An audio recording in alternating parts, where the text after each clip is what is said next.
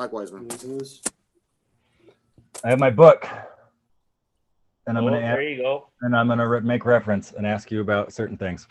And look, I just opened right to the page. It's almost like I've referenced the book, like 100,000 times. Can you pronounce that word for me, please?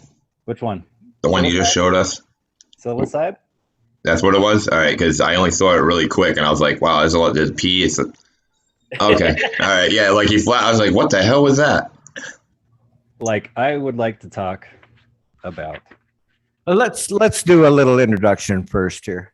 All right. And then you got the floor, buddy. That sounds like a great idea, Rick. Okay, so it's Tuesday Night Toke, episode 107, Caribou Heart TV, and we've got a bit of a fungi expert on our show, introducing BC Mycology. How you doing, brother? Not bad. I'm Nathan. Yeah, expert. I don't think anybody's really into it would ever say they're an expert, because it's a constantly learning, evolving thing. But we try. We try to educate ourselves as much as we can, and try to get everybody else educated too, because it can be pretty fun when you get to the brass tacks and the sub level of it, like the cultures and stuff. It can be a lot of fun. So yeah, nice to meet you all, and thanks for having me. Excellent, and you're humble as well. We love to see that get right in already. As we figured out in short order with all the bullshit going on back and forth. So we're like as we were saying before the show, we've got a couple mutual friends, you and I.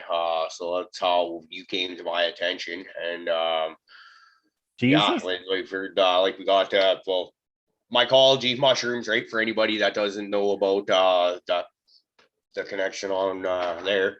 So once Dennis got a hold of me, he was like, because he'd already brought you to my attention, and I was like, I started following you on Instagram, and that one picture that Dennis posted up of like the underskirt shot of the gills on that one mushroom. Yeah.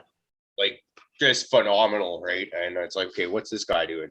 But then he was like, oh, he loved coming on to your show. I was like, fucking done. Nice. Nice. Rick, we just watched him eat a handful of mushrooms a couple minutes ago. There we go. Allegedly. I'm pretty sure. Poor as hell. But anyways, he's There's nobody you have to answer to. It's not. Dude, it was a portabella. All right, everybody relax. Really. It was steak 5 minutes before that. It's okay. Yeah. Okay.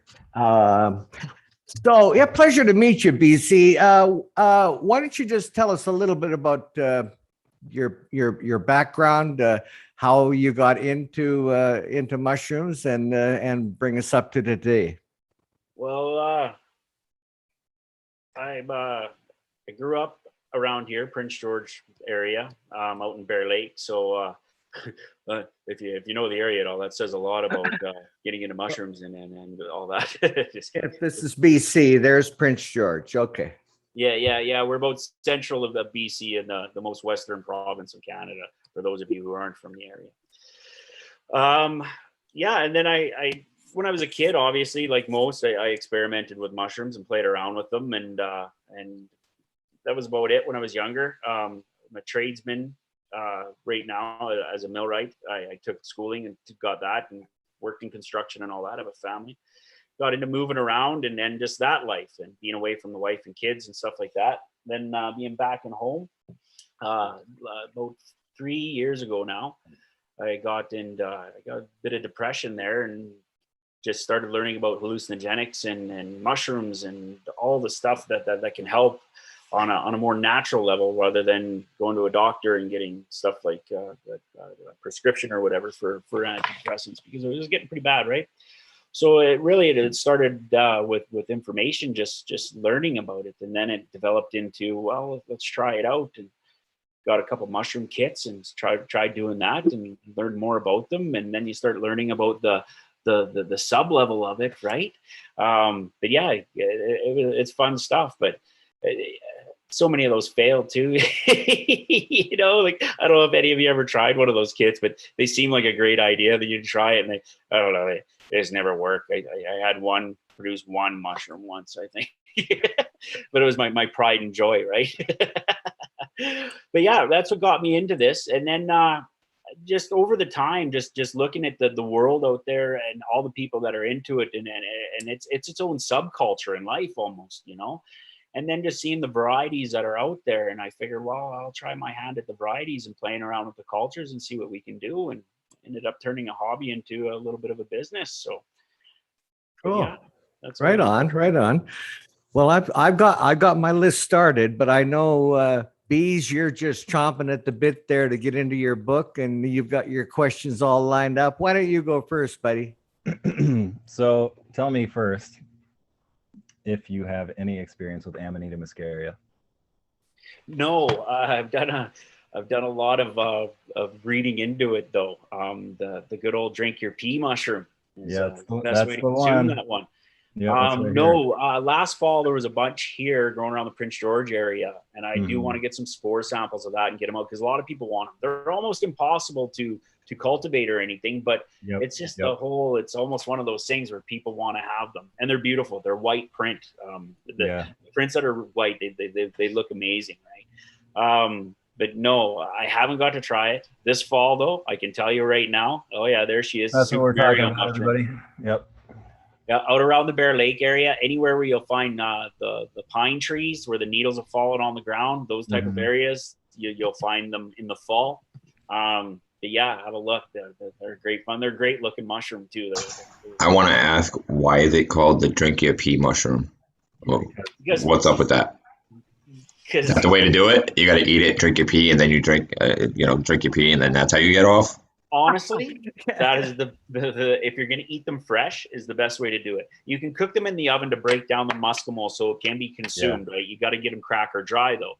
But why it comes from that is because the old herdsmen that used to herd the reindeer way up in the north, they would get the reindeer to eat them and then drink the pee because the mushroom breaks down in the system, but it can't break down the muscimol and it comes out in the urine. So you're drinking almost, well, not, I want to say pure, but it's really highly concentrated muscimol when you drink the urine.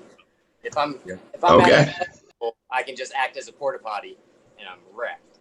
Yeah, you bet. You can be like on tap, right? Just eat the mushrooms and like you have the coal lever or something. I don't know.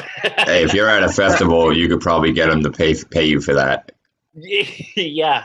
DP, you might have a friend or something that can incorporate that in their sex life. Oh man! Hey, now that's a game changer right there. Once or twice, we don't know. Maybe we'll have to ask her. Hey, speaking of that, she is having a psychedelics neighborhood on her show, and it's all about healing trauma through psychedelics as well. The _talk podcast. It's going to come out, I think, next weekend or next Wednesday. So, hell yeah. I think your friend, if I remember correctly, DP wasn't into peeing on people, so she might not be into that, if I remember right. I'm glad you remember that. Get more out of it than just a golden shower. You know what I mean? Who knows? Opens up all sorts. I've heard it all weird. Like every once in a while, you're like having a night where your wife just eats those, right? Why do you make me eat these? No reason. Just keep peeing this fucking bucket for me. Good for your complexion and stuff. Just get them in you there.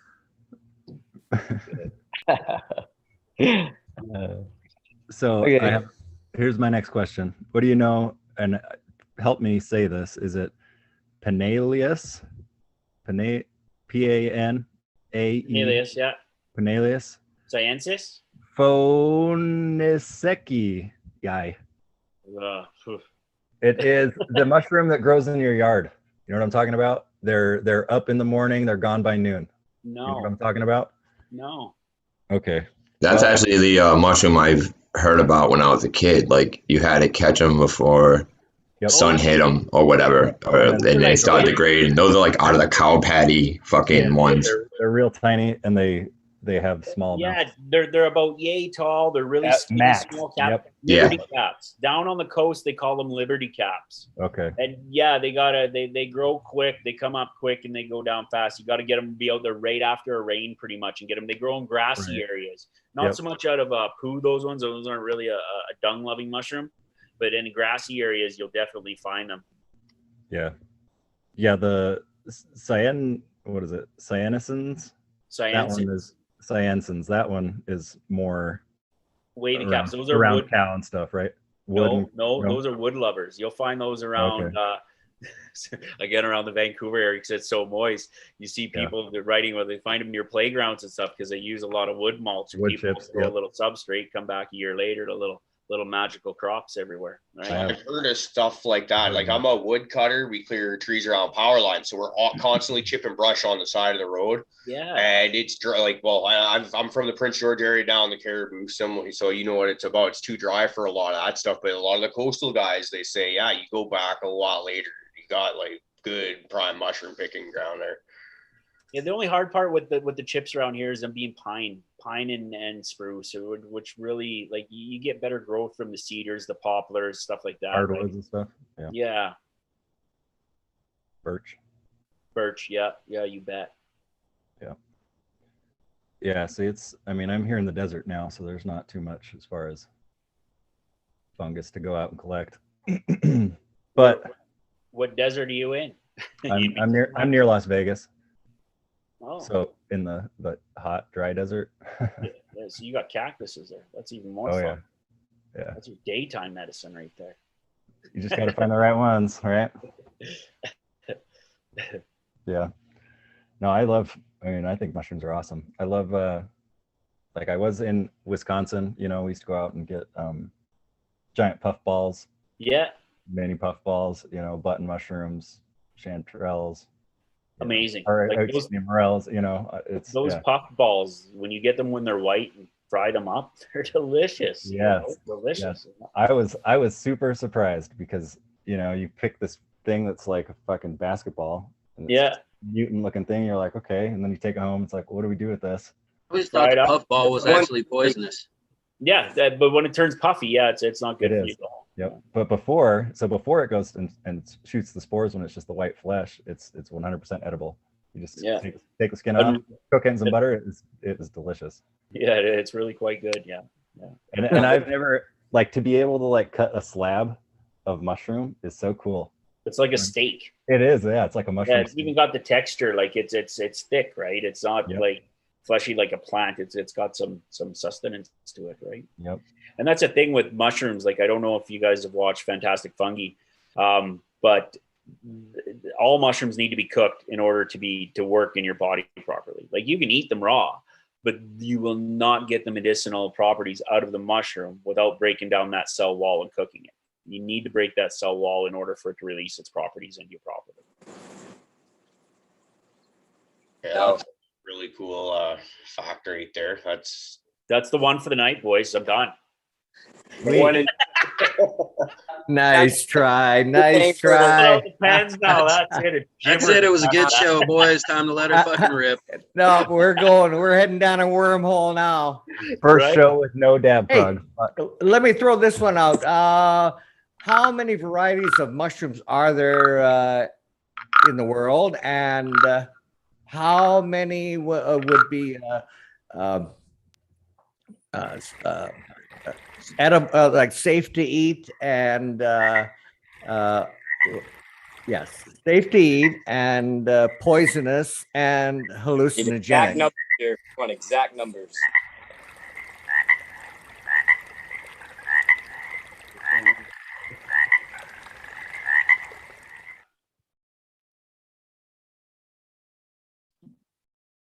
Yeah, I'm not going to be able to pull those numbers out. A shitload, eh? Okay, could you convert on Family Guy when they bounce to that one guy going millions? Okay. Let me throw there's like literally millions of different types of mushrooms. I think I forget the number. There's a few hundred thousand, or I don't even say a few 100,000 known ones that they know about. As for psychedelic mushrooms that I know about, just in maybe a percentage wise. There's probably for like psilocybin and hallucinogenic mushrooms, I think they said there's roughly 170 different varieties of mushrooms of that nature, right? Given a handful of them are the exotic ones that are really super powerful. But yeah, they're finding new ones all the time. You know what I mean? And know if they're edible or not. That's a test. You think about that. How many times that had to be tested? Yeah, don't eat that one. Rick didn't make it. Exactly. That one's not edible. Yeah. How do you figure this shit out? Right? No different than drinking milk. Right? Yeah. You just got to go around. All right, put an X on that mushroom. We can't eat that one. And, check this one. It's all takes a village. We'll get it. Different than 5-MeO, right? Who like that guy was like, yeah, I know. I just squeezed that toad venom on the glass and dried it. But fuck, I just want to smoke it. I just want to see that shit fuck. Yeah, you seen God? I fucking bet you did. I did a few things out there. I wanted to Jenkum. That's one interesting thing that I'm like, who the hell put that together? Honestly, boys, I'm not an explorer. I haven't been that freaking bored. I haven't found something new, I'm traveling the path well traveled. Smart move. It's already worn down. Hey, less resistance. Before we get off too much into the other end of it, I'll ask my question that I was thinking. So I have a lion's mane up in one of my trees at my house, and I want to get up and harvest it, but I want to make sure that the tree is re-inoculated. Is there a time or a point at which it is better to cut that? Is there a special way to cut that to make sure that I get that, lion's mane coming back every year at that point? Yeah. It will. It's going to grow. You probably noticed it's probably been there more than once already because it will die off and come back, right? The best time to harvest it, you'll see them when they're nice and hanging bright white, and then they start to turn a bit yellowish. Well, just before they turn that yellow is the prime time to be taking them, right? Now, if you wanted to propagate and make more of those on some of the more, because it's probably growing on a dead log too. It's probably not alive. It's growing is it growing out of live wood or is it growing out of dead wood? Actually growing out of a live tree. Yeah. Oh, really? Oh, nice. It's growing on a knot, obviously out of an old branch that had come out at some point. So it's on an old knot, but so it's kind of like a dead spot on a live tree. What I've seen done, I haven't tried it, but I definitely would like to try it. And you can. That's the good part. You can make some agar. Do you have a pressure cooker? I do not, actually. You do not. I'm just trying to think. You can even order them off Amazon. You can get like 10 plates of agar. And what you could do is take a little bit of that mushroom, and when you get it home, you rip it in half so you get to that clean tissue in there. And then burn like a scalpel or something that you can burn and sterilize. Take a little scraping of that and put it in your agar, right? Now what that's going to do, that's going to grow and keep growing out. Then you can put that buy some like little wooden dowels, and you put them in a bag with wooden dowels. Now that's going to start eating the wooden dowels after you cut the agar up and put it in there, right? Then what you do in the spring of the next year is you go to some of the dead wood around there where it's growing. You take a drill bit and you drill into the log about yay far, and then you just put those plugs in there and then plug it off with moss, and it'll eventually come back a year or two later, and you're gonna have that stuff growing everywhere. Yeah, that's the thing about mushrooms is you only need a little tissue of it. If you know how to work with it, you can propagate the world with it. All you need is a little bit, and you can double it and just keep it going, and you can get many genetics out of that one little piece. Even like it's got so many different genomes within that sample. Like it's pretty cool, man. Okay, now there's no specific way. Like I've seen other like harvesting techniques, when you like harvest off a tree and stuff to make sure what part of the flesh that you cut, to take it off the tree to make sure it's as easy on that, for transition for next year. So is there a spot that of like that? Just whatever's mature. If it's matured up, you're not going to hurt it. You know what I mean? Taking half of it, all you're leaving is half to die off. You know what I mean? It's that's the fruit of the tree, so to speak. So like the best way to say it is like a flower. When a plant grows, a flower comes out of it, right? Well, the main plant is growing in under the bark and stuff. That's like the flower that comes out, right? So it blooms and dies. Everything, the root mass and the whole life of that is growing in underneath the bark of that tree and everything. So you can take it and it still be living under there and be just as healthy. Okay. And yeah, so like you would still want to like cut it off too, though, and not rip it off, right? Like you wouldn't want to just grab that thing and try to like rip it off the base. Oh no, I would try to cut it off all nice, just to be gentle with it. So you don't want to bruise it and bang it up on your way home, you know. And then you can cut it up. You can dry it out and powder it, make capsules. You can fry it up and eat it, right? So I'm actually I haven't figured out what I want to do. I haven't figured out if I want to make some medicine, like capsules with it, or if I want to just eat it because it's just it's a beautiful mushroom and stuff. So it is something. I can't wait to get it out, and then figure out what I want to do with it. I'm not gonna lie, I'm super jealous. I wish that I haven't seen one natural in the wild, and I would love to see it. They're absolutely beautiful looking mushroom. They're pretty neat looking, and the properties in them, what they can do for you are off the chart. They're just learning about it, but it's amazing what they're doing with it. So, like with Alzheimer's and stuff, I actually started my dad with a microdose, 100 milligrams psilocybin, 100 milligrams of lion's mane. And I did that for 2 weeks for him. And he said, yeah, the pain in my shoulder is getting better. And he's like, I don't know if my attitude's better, but maybe a bit, right? And I said, okay, well, I'm going to try something else, because he said his calf pain was still picking up. So I said, okay, well, that's probably a circulation problem. So let's try something with that. So I put 100 milligrams of niacin in with it to promote circulation, right? I don't know if any of you ever taken niacin, but in high doses, you feel like you're on fucking fire, right? Like it's actually, my mom gave it to me once as a joke when I was younger, and I was like, you're not nice at all, because like I thought it was on fire, like I felt like it was a human torch. You know what I mean? But in small doses, it can help just open those capillaries and stuff to help with circulation and stuff. So this is second day my dad's been on it, and he said his calves haven't bothered him at all. So that's what I mean. It's amazing what you can do with these natural things that doctors they just don't like it. Why? Because there's no money. Did I say that out loud? Is that recorded? How do you spell niacin? NIACIN. We used to try to take. Sounds right to me. Yeah. I'm pretty sure I remember. Yeah, I'm just a millwright. I can count the potato. It's right there in front of me, and I didn't realize it, and I still spelled it wrong. That's why I said it sounded right to me, man. It sounded. Yeah, Dinner there it is. Okay. You sound like an old construction worker. With knowledge, you baffle them with bullshit, right? That's all you can do. That's all we got left. Hey, while I'm thinking about it, where can we find you on social media? And if we want to get in touch with you? You can look me up, Nathan Lenny. That's my personal Facebook account. I also have BC Mycology as like a person account. There's a BC Mycology page. There's BC Mycology on Instagram. And then we have bc-mycology.com as our website. Right on. Yeah, this would be this is your Instagram. Yeah, there we go. There's some of our strains we have on right now. And you ship outside of Canada? Yeah, we ship global, everywhere. No holds in Cool. the bar.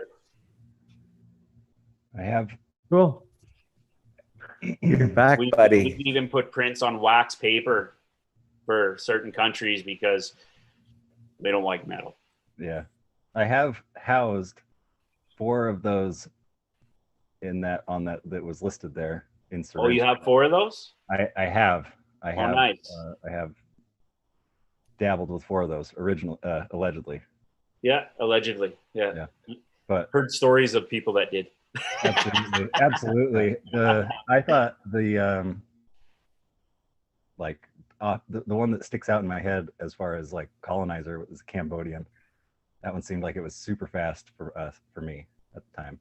Yeah, it was good. Not as much as the Wollongong. The Wollongong was aggressive out of the gate, just like was it? It was like a white freaking venom. It just wanted to go, Mm-hmm. Yeah, it's pretty neat. I've enjoyed that one thoroughly to the I've watched it a second time too. I'll have to get the other one then. Currently watching it right now. Sounds better. Yeah, I'll have to try that out. That I thought I was really impressed with the Z strain ultimately. Like, yeah, that was stellar, I thought. Yeah, a friend of mine had tried the Cambodias, and he said it was our mutual friend there. and he said it was freaking off the hook. Amazing. Yeah. Amazing. Yeah. They're by far his favorite. Yeah, that's interesting. Yeah, I was talking to him when I was just up there. Like, I get to run into those boys about once a year, and it's usually for about an hour as one of us is passing through the other's town, stop, smoke a couple joints kind of thing. Yeah. And he was talking about how he just gotten into microdosing and like really into the microdosing. And like what he calls a microdose to someone else might be a little bit more than, say, a microdose, just because I know this guy pretty well. But then the point being that, he's not doing them getting all effed up. He's taking them, and I've like I said, I've known this guy over 30 years. He's dealt with depression and every other Dennis has there, had right? his fix. And he says it's gone. Like, all that stuff is gone right now. So. Yeah, and that's what really prompted me into it. Like I said, is looking into it with my own depression, and I started microdosing, and I microdose 5 on, 2 off, have been for the last year and a half. And it honestly has changed my life. Like, but my thinking is clearer, better, more. I articulate better. Like when I'm speaking to people, I can navigate the conversation a little better. Don't get me wrong by my stumbling on words now. There's a little bit of this, but like, when it gets down to, you know what I mean. But I've learned to navigate a little more cautiously and actually thinking about what I'm saying rather than the verbal diarrhea. And it's all just being surprised as I am when it comes out. So, but it's getting better.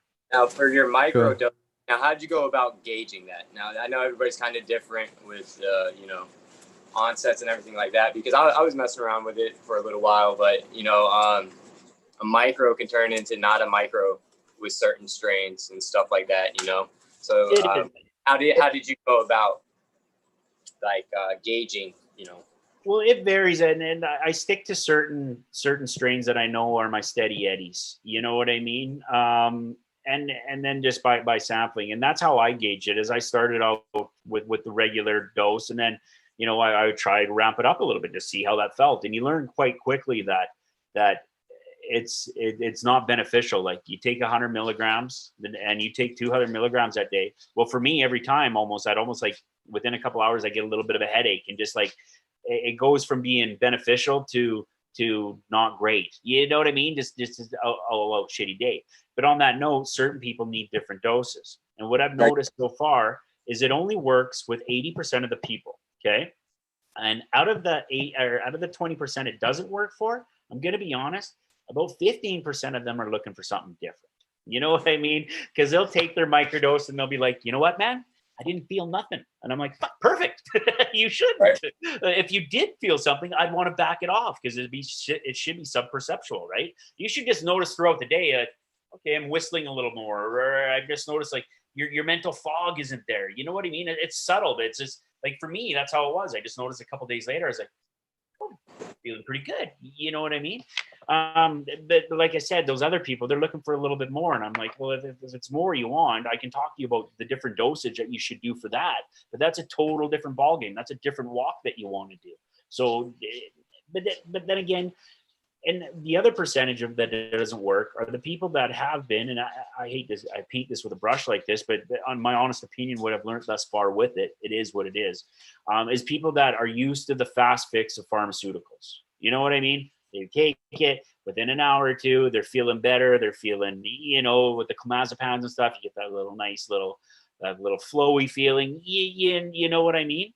But you don't get that with this, right? It's like I said, it's kind of coming in the back door. It's looking around and see what you need and helping you in those ways, right? So that's my outlook on that. Now, you're talking about like the synergistic effects of other types of fungus along with psilocybin. What would you recommend? I mean, that was a whole new avenue. You were talking about different ones for pain with it and stuff like that.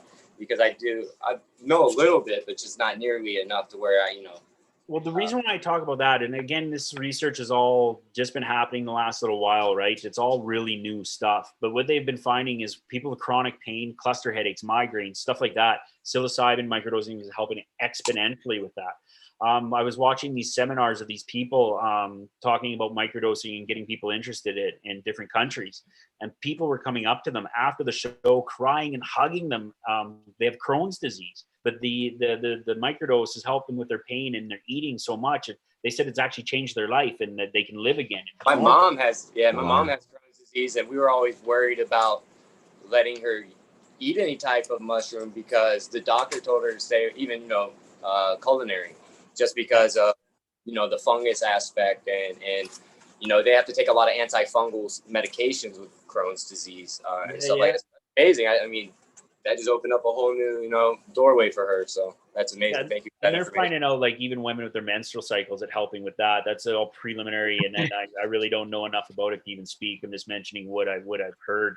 But like you said, synergistically with other mushrooms, like the lion's mane, like you have there. Okay, psilocybin now, what it does is it helps use existing neural pathways in your brain, but it helps map around those trauma centers in your brain, so you can think clearer, faster. You know what I mean? It takes a little bit of the frustration of life out because it's remapping around your trauma centers and using existing, new, old pathways, right? And rebridging those gaps. Well, the lion's mane, they've actually been proven it actually creates new neural pathways. So now you're getting new elasticity and plasticity in your brain that the psilocybin now can run on the new pathways as well, right? So together, they're really opening up the brain. They're finding really good benefits with Alzheimer's and dementia and stuff with the lion's mane. So, like I said, they're just scratching the surface with it. It's really amazing, really, like that this stuff is actually getting the attention it deserves now, because there's so much more in the natural side of medicines from all aspects of it. But again, they're finding out like awesome things with turkey tail and cancer. Like what's going on there is amazing. Unbelievable, man. And it's not so much that it cures cancer, but it just makes your cells in your body more susceptible to the medicine they're giving you. So you're not getting the shit. No, it's the ability to actually make the medicine work, which is the amazing part. Because for whatever reason, it doesn't quite want to bond with the body, but then whatever that turkey tail is doing, it's opening up those pathways for that medicine to actually function in the places it needs to function. It's fucking awesome. Yeah, it's like the key to open up the cells to let the medicine in and do what it needs, right? Because don't get me wrong, there's a time and a place for Western medicine. I truly believe that. Like, you have a gunshot wound, the natural shit that I like is not going to help you at that point. You need a medical professional that can stitch your shit up. You know what I mean? But in all honesty, you can do a lot of I would say daily ailments. Like my wife, she got into the natural, the oils. Using natural oils and stuff, and we do everything in our house with oils, and then with medicating and stuff. I do it either with oils or with natural medicines that you can make and present yourself, right? It's good. So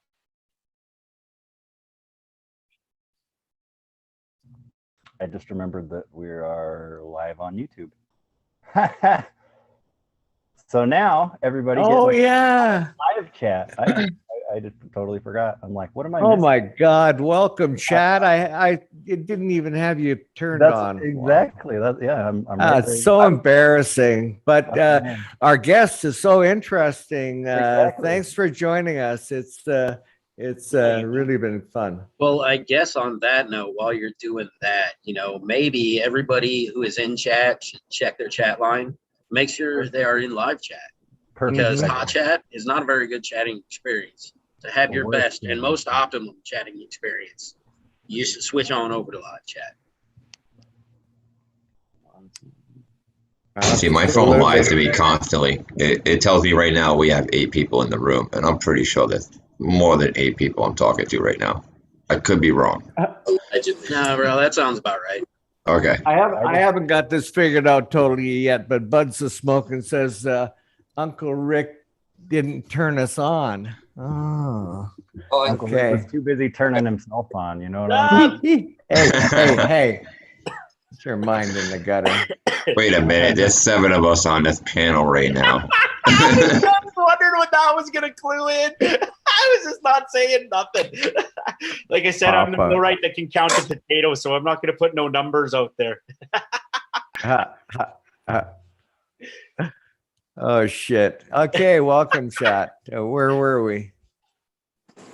I'm still in top chat. Oh, my God. Okay. Now, out there in Canada, where are they at with the whole legalization and all that with the psychedelic frontier. See, it's getting better. There are leaps and bounds. Actually, I heard of a company out of the Lower Mainland, I can't remember, just got approved by the Canadian government to start doing testing and stuff with psilocybin, right? Here in Canada, we're allowed to sell spores, we're allowed to sell live cultures, we're allowed to sell liquid cultures. That across the board is allowed here in Canada. By stipulation, cultivation is illegal here in Canada, right? Which takes all the fun out of it.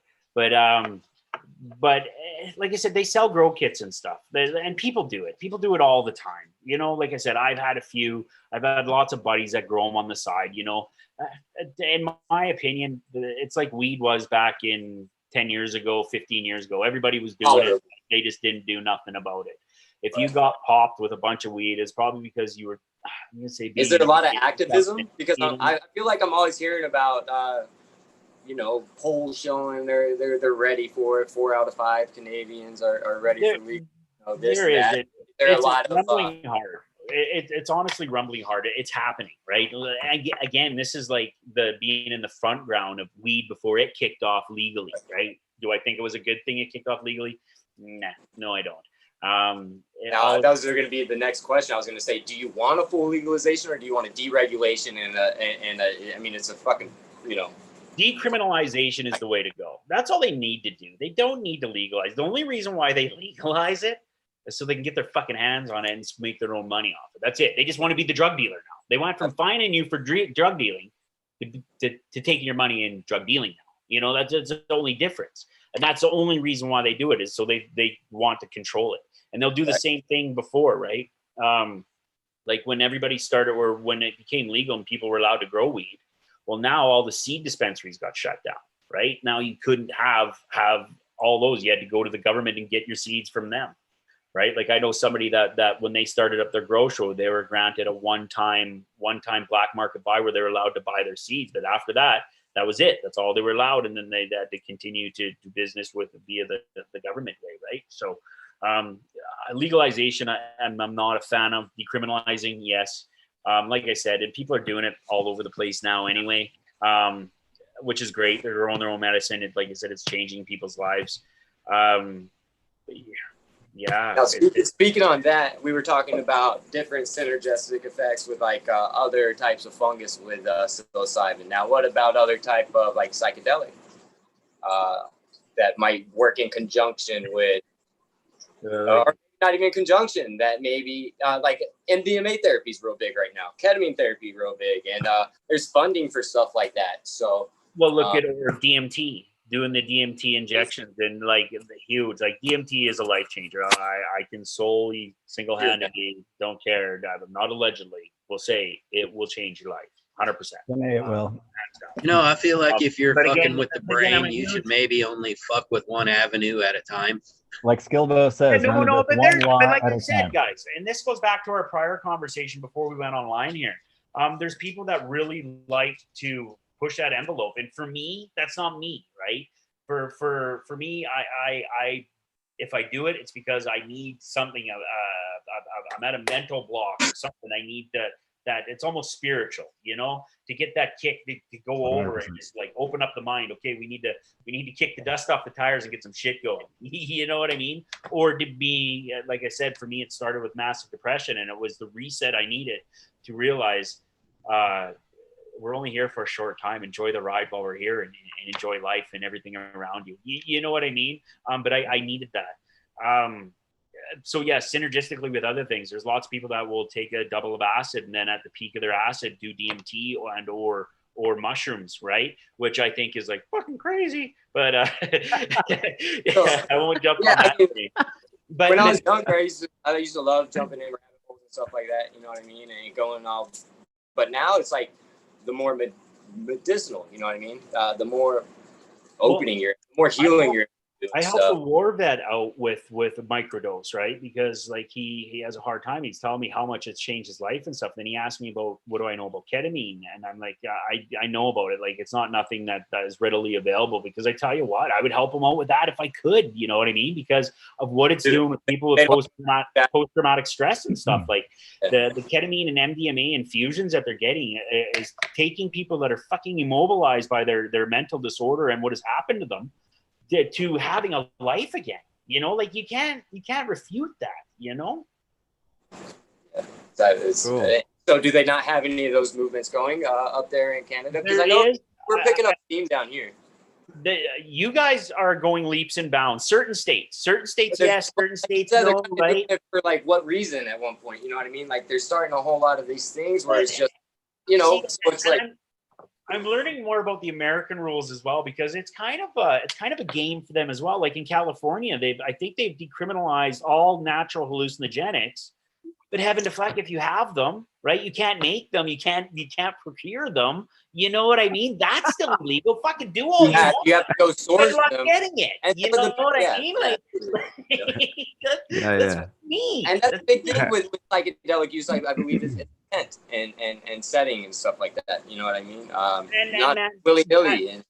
That's huge. Set and setting are friggin' huge. Like you need to be in the right zone, the right frame of mind. People think you can just eat a handful of it. Stories of bad trips and stuff like that. And I tell people now, I said, no, you didn't have a bad trip. I said, you're in a bad area. You weren't in the right mind frame. I said, the trip itself, you got what you needed from it. Yeah, you didn't like the second time ever that I did DMT, it was super dark. But after I got out of it, I was like, I appreciated the dark trip. I was like, you know, I learned some stuff from it.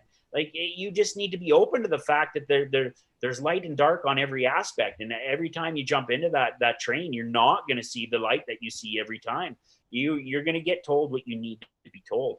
And I think that's why the ayahuascas and stuff of the world are super, super scary for people, because with mushrooms, you still have a little bit of your ego holds on a bit, right? On the lower doses. Once you get into the higher 7-gram doses, your ego's like, fuck this, I'm out of here. You're on your own. But when you get into the ayahuascas and shit, your ego packs up and takes off like a scared rabbit. It don't want to fuck with that shit. But it's gonna rip you open, and it's gonna tell you what you need to heal you and move past, right? And that's why the hallucinogenics are so powerful, and they actually work better than any fucking medication you can take, is because it gets to the root of the issues. If you don't deal with the root of the issues, you will never heal and never be able to move past, right? Exactly. I always say to people, you know, that haven't done something like experienced mushrooms or any sort of like psychoactive, you know, plant or whatever like that, right? You know, like you guys said, the situation is the boss. You know what I mean? Like whatever situation you're in, that's what's in fucking control. So you got to be in a good situation or a good setting, you know, setting the key for sure. But like it's gonna show you yourself, you know. That's what's so therapeutic, in my opinion, about psilocybin specifically is, you know, regardless of if you take it with 100 people, you know, whatever's happening to me is happening right here, between here and here. You know what I'm saying? And I have to deal with it. And there's no getting away. You're here. You know what I'm saying? Like you have to be here for that. And so, you know, if someone says they have a bad trip, you might not like what you're looking at. You know what I mean? So that's the whole part of it's all perception. And I think you could probably chalk most of it up to control. Is the person Absolutely. Doesn't want to let go and just let it go. They're trying to control it, right? Yeah, and like I don't know how many have done hallucinogenics in the room, but when you try to control it, that's when everything goes for shit. Like I remember even when I was younger doing mushrooms, like I was like, you know, you start panicking, you know. But if you're just like, I'll be fine. Like, but... And that's the thing, though. In experience, you need to tell yourself that more people have died from unicorn gorings than have died from mushrooms. You know what I mean? Or DMT. You can eat your own body weight in mushrooms and not die. You know? Because you won't. You can't. You never get there. You know. That's something I mean, you might die from the vomit. Like all the vomiting you're gonna do. Yeah. It's gonna be terrible.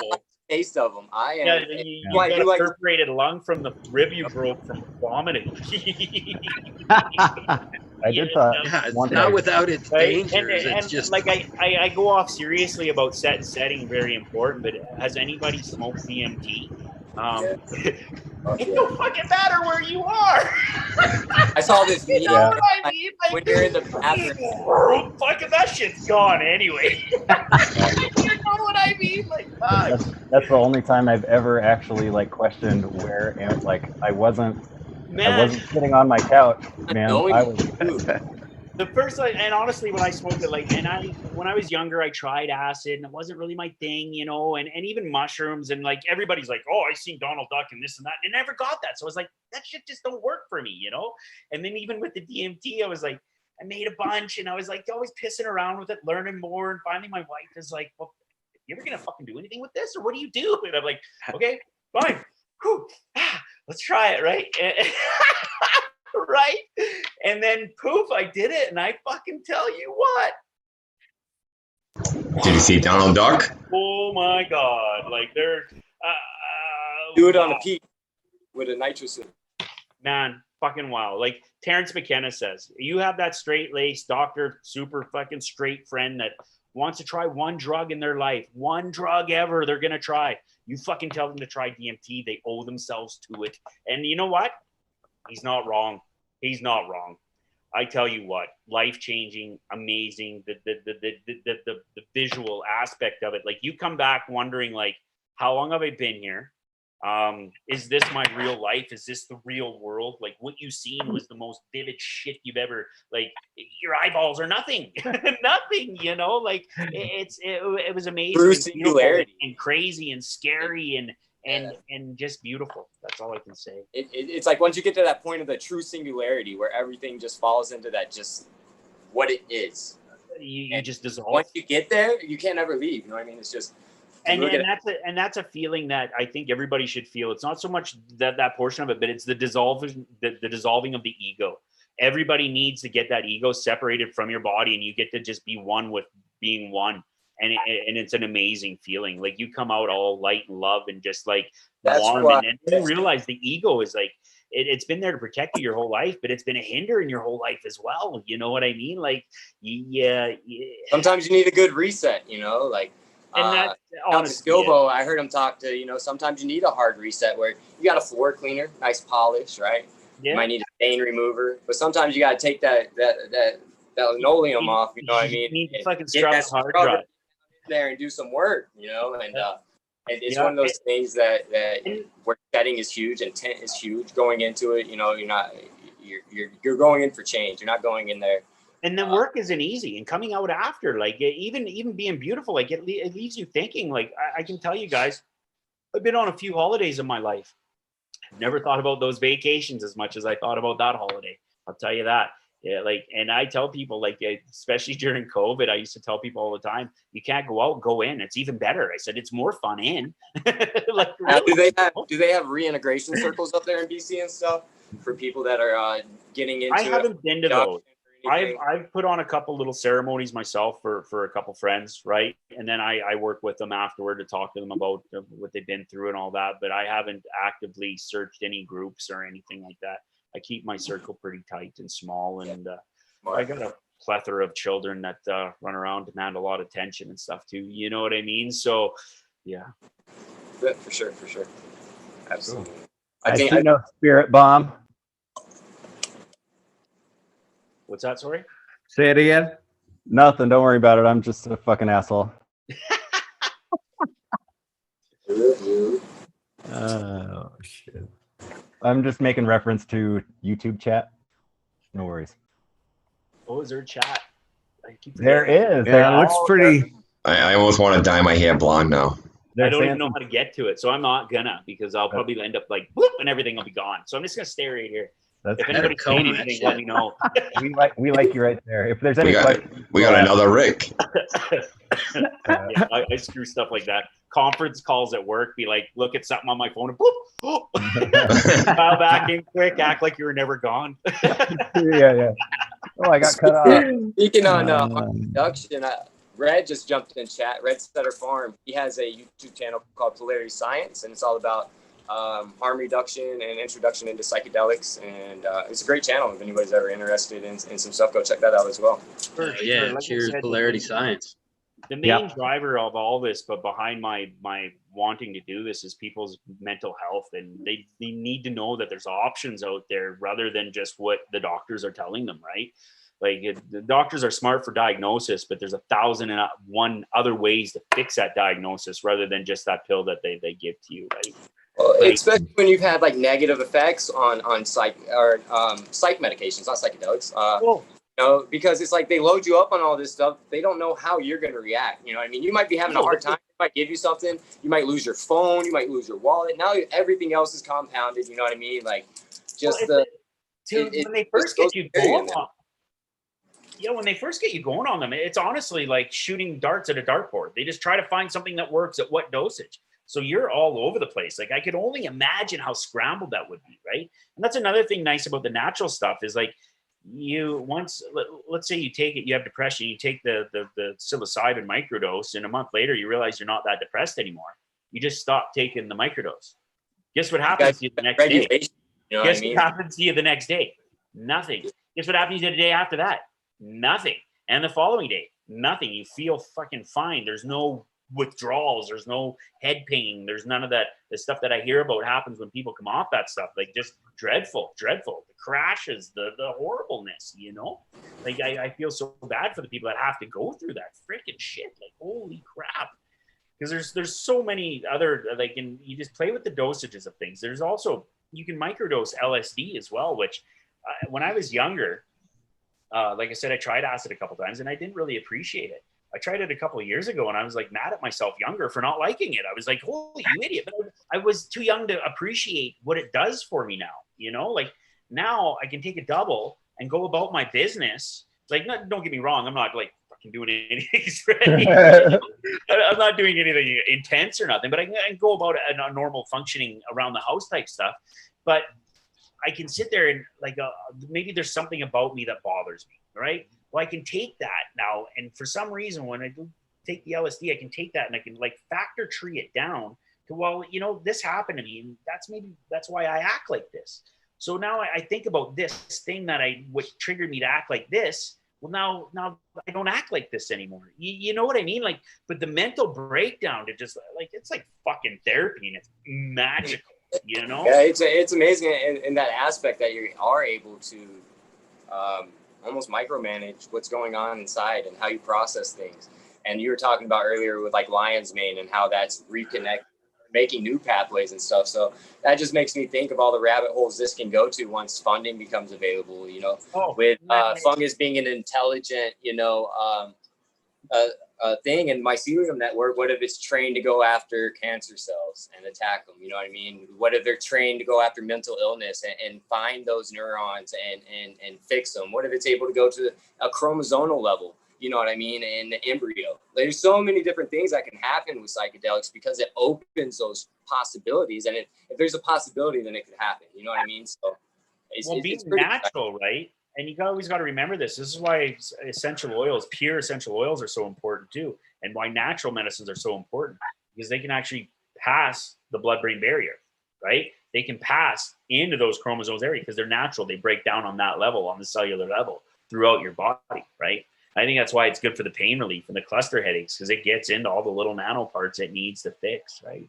And it sounds kind of hokey at times, though, but I explain to people as well, like there's a lot of intention behind the microdose. Like my wife, when she was taking her, she was like, I don't think I want to smoke anymore. And within like a week or two, she was just like not smoking.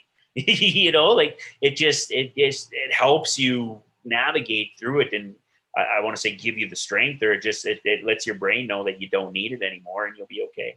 I can't tell you how it works. I've seen it firsthand how it does work. So wow, cool. And like, there's so much other, like when I talk about the natural medicines, like you get into the Sananga, the Cambos, like I said, the Ibogas of the world, Cambos for cleansing and stuff. You get people coming off addiction and you do a good Cambo cleanse. Like all of it is so magical, but the Western medicine just doesn't see it because there's no money in it for them. And I hate to say it, but that's what it comes down to. There's no money.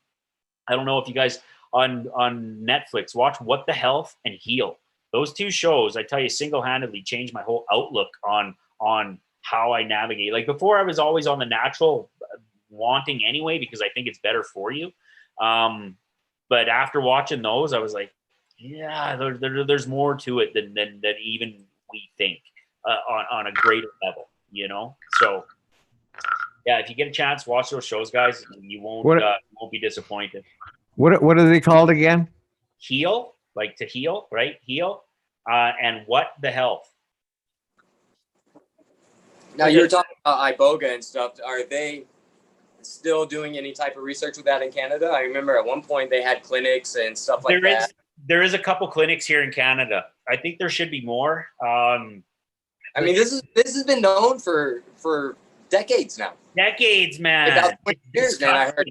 Oh, and it's like I was amazed back then. I was like, no way, this is a fucking hoax, because that's when I first started doing opiates was back then, and I felt the grasp of it. You know what I mean? And I was like, no, that can't happen. And then you hear about it another 5 years, and then another 5 years, you still hear about it, and it's just like, what the hell, man? And I can speak first-handedly that how it helps with that shit, because I have back pain, which a lot of it I think was from the shit I was taking. I was eating Tylenol 1s and fucking ibuprofen like they were candy all day long. Disgusting amount. I'm not even fucking lying to you. Within 1 week of smoking DMT, that one time, never touched another pill. Stopped drinking milk, just didn't want it. Didn't want that shit in my body anymore, I'll drink almond milk or something natural. Like I shouldn't be drinking cow. Like this weird shit started thinking, like, honestly, that was never my way of thinking. Like, honestly, before I smoked it, it wasn't dinner unless there's fucking a big slab of meat to go with dinner. Now I could really give two shits if I eat meat. You know what I mean? It changes. You just want to be cleaner you're aware of the processes of almost everything. You're able to tap into. And you just don't want that garbage in your body anymore. You just want to be cleaner and better, and just be. It's not even being better. It's just about being happy and healthy and more efficient and just being able to enjoy your experience. You're at your best capacity, right? No doubt. And it's just, it's just bad that there's so many negative connotations and stigmas attached to these kind of things. Oh. You know what I mean? And it's just like I hear some of these things, I'm like, oh my God, And government had to, though, because if everybody did it, they'd all fucking think for themselves and they'd be screwed. How about what about the stone date theory? Pardon me? The stone date theory. Well, okay, listen. I'm going to tell you guys a story. This story is kind of funny to me anyway, because I thought I was really fucking brilliant, the stone date theory. Anyway, so when I got into all this, and I was seeing the benefits of how the mushrooms work and stuff, and this is before I even really learned about microdosing, and that it was a thing, right? I thought I was revolutionary. But anyway, so if you've done mushrooms, when you're coming down that last hour or so, when you're sitting around with your fucking buddies, you're putting rockets on the moon, you're solving cancer, fucking AIDS has been eradicated. You know what I mean? That's the part, man. Next fucking problem. Like your shit is firing on all cylinders, right? So I thought to myself, well, if I just take mushrooms in a little bit, maybe I can unlock that feature, right? Well, it unlocks a lot more, and that's when I started looking into it more and realized I'm not cutting edge at all. Right? But yeah, there's something to be said for that. And even with the microdosing, I feel that I'm more creative and more flexible, just not so narrow-minded. You know what I mean? Like it's like the doors open a little more. So, Caribou, just so you know, I saw what was going on in chat when you left here. Okay, so I'm just saying. Well, it was a great time going on out there. I was having a lot of fun. So now, there was a Go. couple questions there in chat. They were just talking about like the cultivation of it. Like, this is all something that you can easily cultivate. This is, you can easily get almost all these things. What can you tell us about those things? Take us through the growing process. For like lion's mane. Okay, I have a question. I'm just going to give you the regular cubensis, whatever it is, what it is. It's info you can pick out of most books, Yeah, right? absolutely. It really is easy to grow them after you learn the tricks. There's certain things you can't be negligent on or skip steps on, and one is cleanliness, right? Cleanliness is bar none. You're growing stuff at 78 to 80 degrees. That's when every bacteria and disease wants to grow. It thrives in those conditions, right? So you need to be very sterile all the time. Where I see a lot of people that do try to grow it and have a lot of failure is that's where their fall down is their sterile environment. Pressure cooker, like I asked you if you had a pressure cooker so you could do agar with your lion's mane, right? Because you can make some agar. It's very cheap to make it. And then you got a pressure cooker, and that's just to kill anything that might be in there that you don't want growing in there. But the stuff is very simple to acquire. It's like coconut coir and vermiculite is your main growing substrate. A lot of people when they're first learning will go to brown rice flour, where you get brown rice and vermiculite, and you mix that together. You get it to the right field capacity, which is the right moisture. You inject your spores, and within probably a month, because it takes a little bit longer when you go from spore because they need to germinate and all that. But people that are just learning, they get the spore syringes where there's still an element of uncleanliness with spore syringes, right? So like there's different pre-growing mediums like grains. You can do rye grain, popcorn, wild bird seed to make your substrate, or not your substrate, sorry, your spawn. So what you do, either the brown rice flour or a substrate that you choose being one of the grains, you would inject it with either a liquid culture if it was grains or agar, or you would do just the spores into like a brown rice flour. Like I said, that would germinate over a couple weeks time. Then you'd see the mycelium growing, and it turns the jar. That's when you see them and they're all white. That's the root structure and the actual body of the mushroom, right? So it grows, and then you would, to make it produce mushrooms, you need to give it air because it's in a really high CO2 environment. So then you give it fresh air, and that tells now the mushrooms will start to grow. You'll see pinning, the pins will come up, they'll grow up, and as soon as they grow up and the veil starts to come up and open, pick those off, soak them again. You can do that 4 or 5 times. They'll just keep growing, and then they'll stop producing mushrooms. You throw them away. Oh, right So on. the simple, it is very simple, but there's so much info out there. Like when people, like I get people asking me questions all the time about growing, and I'll be like, look, there's lots of info out there. There's like anything, there's 101 ways to skin a cat. You know what I mean? But what I know is simple. Everybody can do it. And you're going to be relatively successful. You know what I mean? I don't want to see people waste a bunch of money and time. For me, it's time. Don't waste time. We're not given any more of it. We only got so much of it. You know what I mean? So try to get the best out of it as you can. So, excuse me. So I noticed that you sell syringes. And so what do you do to ensure that yours are sterile or they're all sealed, or how does that work? Well, when I take them, they're taken off fresh from the batch, right? And then they're put into a sealed container. Then they're all sealed up. And then all work is done in front of a flow hood as well that supplies clean air at all times. I have an air tester and everything that tells me how clean my air is. So it's working in front of at least minimum MERV 14 filters. So like hospital cleanliness. Mm-hmm. Yeah, I hear that over and over again. Yeah. Yeah. Well, and two for that, right? It's not even so much those spores. Like I said, no matter what you do when you get spore syringes, that's why it's tough to go straight to grain, because there is shit in them. There is. For the most part, there is, right? That's why the brown rice flour is more forgiving for a beginner to use those, right? But if you're working with agar, you put it on agar, the clean stuff grows out, then you take a clipping of the clean stuff, you go to new agar, and you get clean, right? It just gets cleaner as you go and stronger. So. Oh, yeah. And that's when you hear about people cleaning up cultures. That's what they're doing. Now, storing cultures and stuff. Now, how easy is it? Well, spores as like a spore print or a swab will last in your cupboard till your great grandkids are long gone. Spore syringes will last in the fridge probably about a year for sure. You definitely get a year, maybe more out of them. Liquid cultures got a shelf life of about probably 4 or 5 months in the fridge. Again, refrigerate everything, right? Cultures, like slants and stuff can last for years and years, as long as they got the food to feed, right? So you could have a thick, poor pea tree. And that culture, like I had one, honestly, I had it in a drawer when I lived down in Maple Ridge. It got moved, tossed around, and it was like a year and a half later, I cut it, and it just took right off into new Petri dishes. It was crazy. It's nuts. How prolific the mushrooms are, any mushroom, is really quite phenomenal. How resilient, and it can grow and grow and grow, and just how it takes over stuff, right? I've had syringes still viable after being frozen for like 3 years. I had them in the freezer for 3 years, and then took them out, thawed them out, and they still produced. That's shocking to me. Wow.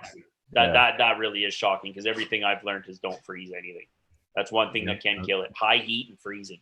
But you think about it though, they came here through space at one point, you know. So I don't know. The high heat, yeah, I can see that killing it. But the freezing, that's good to know. I mean, it's like cryogenically frozen, right? So you froze the syringes and they were still okay? Yeah, I just thawed them out, and then before I did, we just shook it up, and bam. Next thing you know, we also we did use like brown rice flour, like you said, because that was easiest and, like you said, most forgiving. Yeah. Even after we re-soaked it several times, you know, and got several more flushes. Yeah. We cut the cakes down the middle, and then got even more flushes. Well, what you can do, I throw them out in the garden and have little garden surprises, right? Or you go on hikes and toss them, which a really good place to put them. And I hope the audience is right with this. I started a motion that anybody who had extra jars of Spawn kicking around, so you always get old ones kicking around in the fridge and stuff, take them with you when you go on walks around town. In any government office. You put them like the welfare office, the police station, stuff like that, outside the jail. You know, you plant that stuff in there, right? Because then when the government's giving back sometimes, right? Because the government needs to give back sometimes to the people. And I think that's a really good way to do it. Where I grew up, they let the prisoners come and do the trash. And so once I came of age, I allegedly used to leave all my roaches out by the trash cans. Right? Yeah, you're giving back to society. Oops, didn't mean to do that. I was throwing them away, right? That's right. But yeah, so they can last a very long time, and that's what a lot of people do. Once you get a culture down to the perfect the way you want it, right? You put it into long-term storage and bring it back when you want to play with it again. Because like I said, myself, I have 78 different species. I can't play with them all at the same time.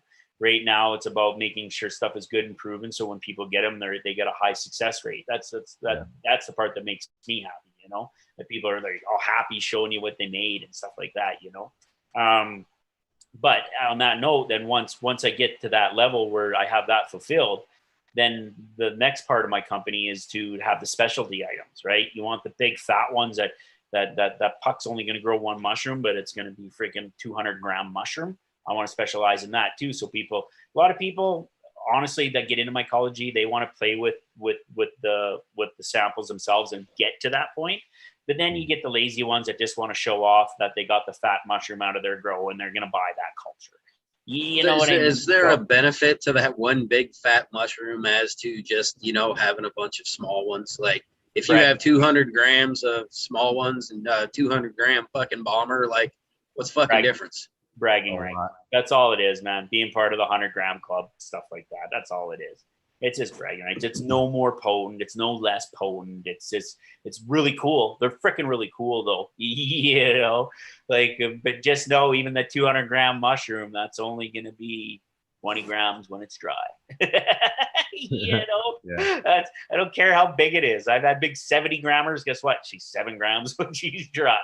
It's all water. Yeah, I feel like it's just more wood. Like if you get the biggest fucking most triumphant bastard, it's like you bite into that thing, it's like biting a stick. You know what I mean? Like it's so fucking fibrous and woody. You gotta like break off. And I mean, when the thing already tastes fucking horrible, you know, most of it or some of them. You Am know, I the only one that likes the taste of mushrooms? The last thing you want to do is sit there and chew that. All right. I'm like, I don't mind the taste of mushrooms, man. Oh no, I love fucking mushrooms because I've eaten too many. No, and I tell you what, when I was younger, I didn't, but I do now. And You got to be cooked right. I very seldom eat Sauteed. an amount of mushrooms. I very seldom do. It's just I just don't. But every time when you're working with the spawn and stuff, and you smell all that, it's just like, yeah, fuck, I'll eat 5 grams right now. Give it to me right now. But right now, it has to be this moment right now. You know, it passes. But at that moment, when you smell all that fresh stuff, it's quite something. And it's just like you're almost drooling, like you want to eat it, you know? Yeah. So this is probably something I used to thought about. not be able to even choke them down. But after not doing it for 4 years, coming back into it, like I was able to just eat it. But then the next time is when the taste came back, and I was like, ah. But like my body right. For it the first time, it was like yes. But the second time, my setting was also off and everything. You know what I mean? So I ended up having to drive for 2 hours. I was like, you're next, beast. You know, yeah, it was out of the gate. Wrong. It was he was like making those phone calls that you know, like he. Like you know, horror movie phone calls and stuff. Oh yeah, it was terrible. It was terrible. He's driving along. Remember that show? What was that one with the big trucker? And he's like, "Hey, Candy cane." Yeah, what was that show? Joyride. Yeah, Joyride. Yeah.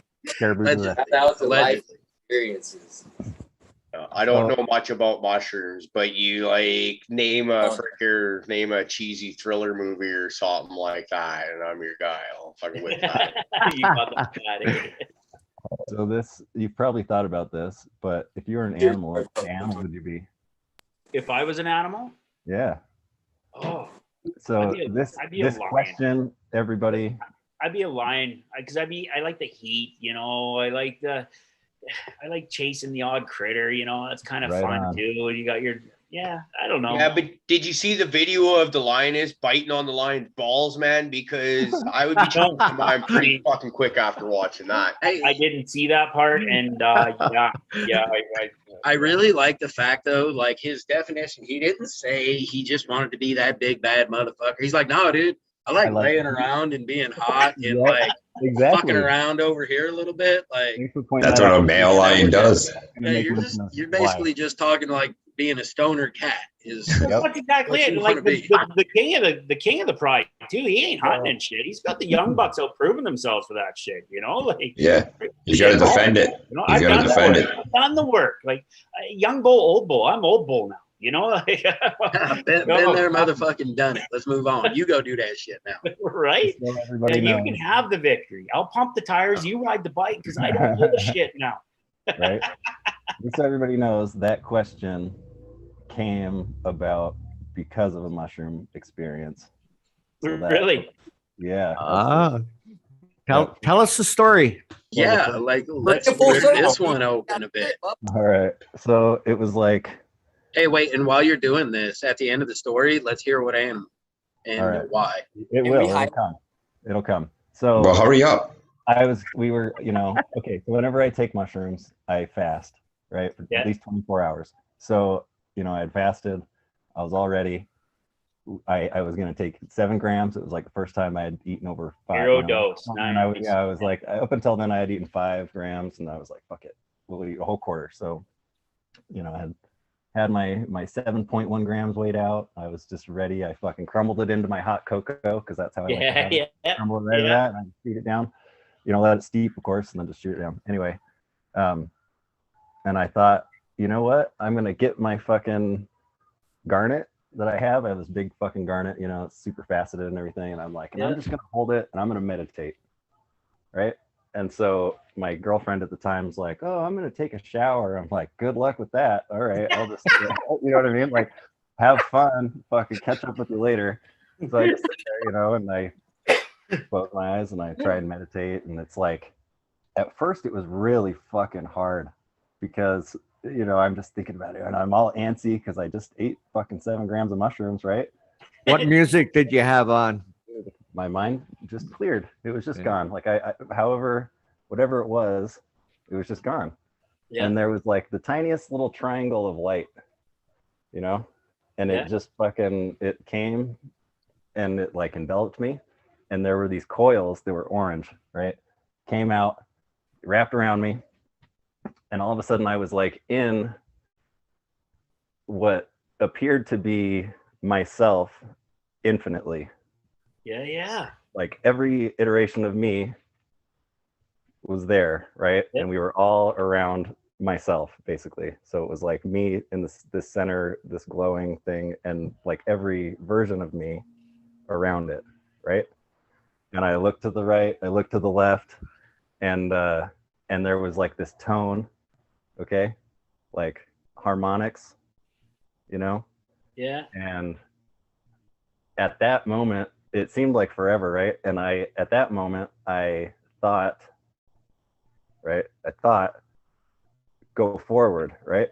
So as soon as I thought to do something, it fucking just sucked me right out. And I was like, good. And I sat back, like it was like whiplash.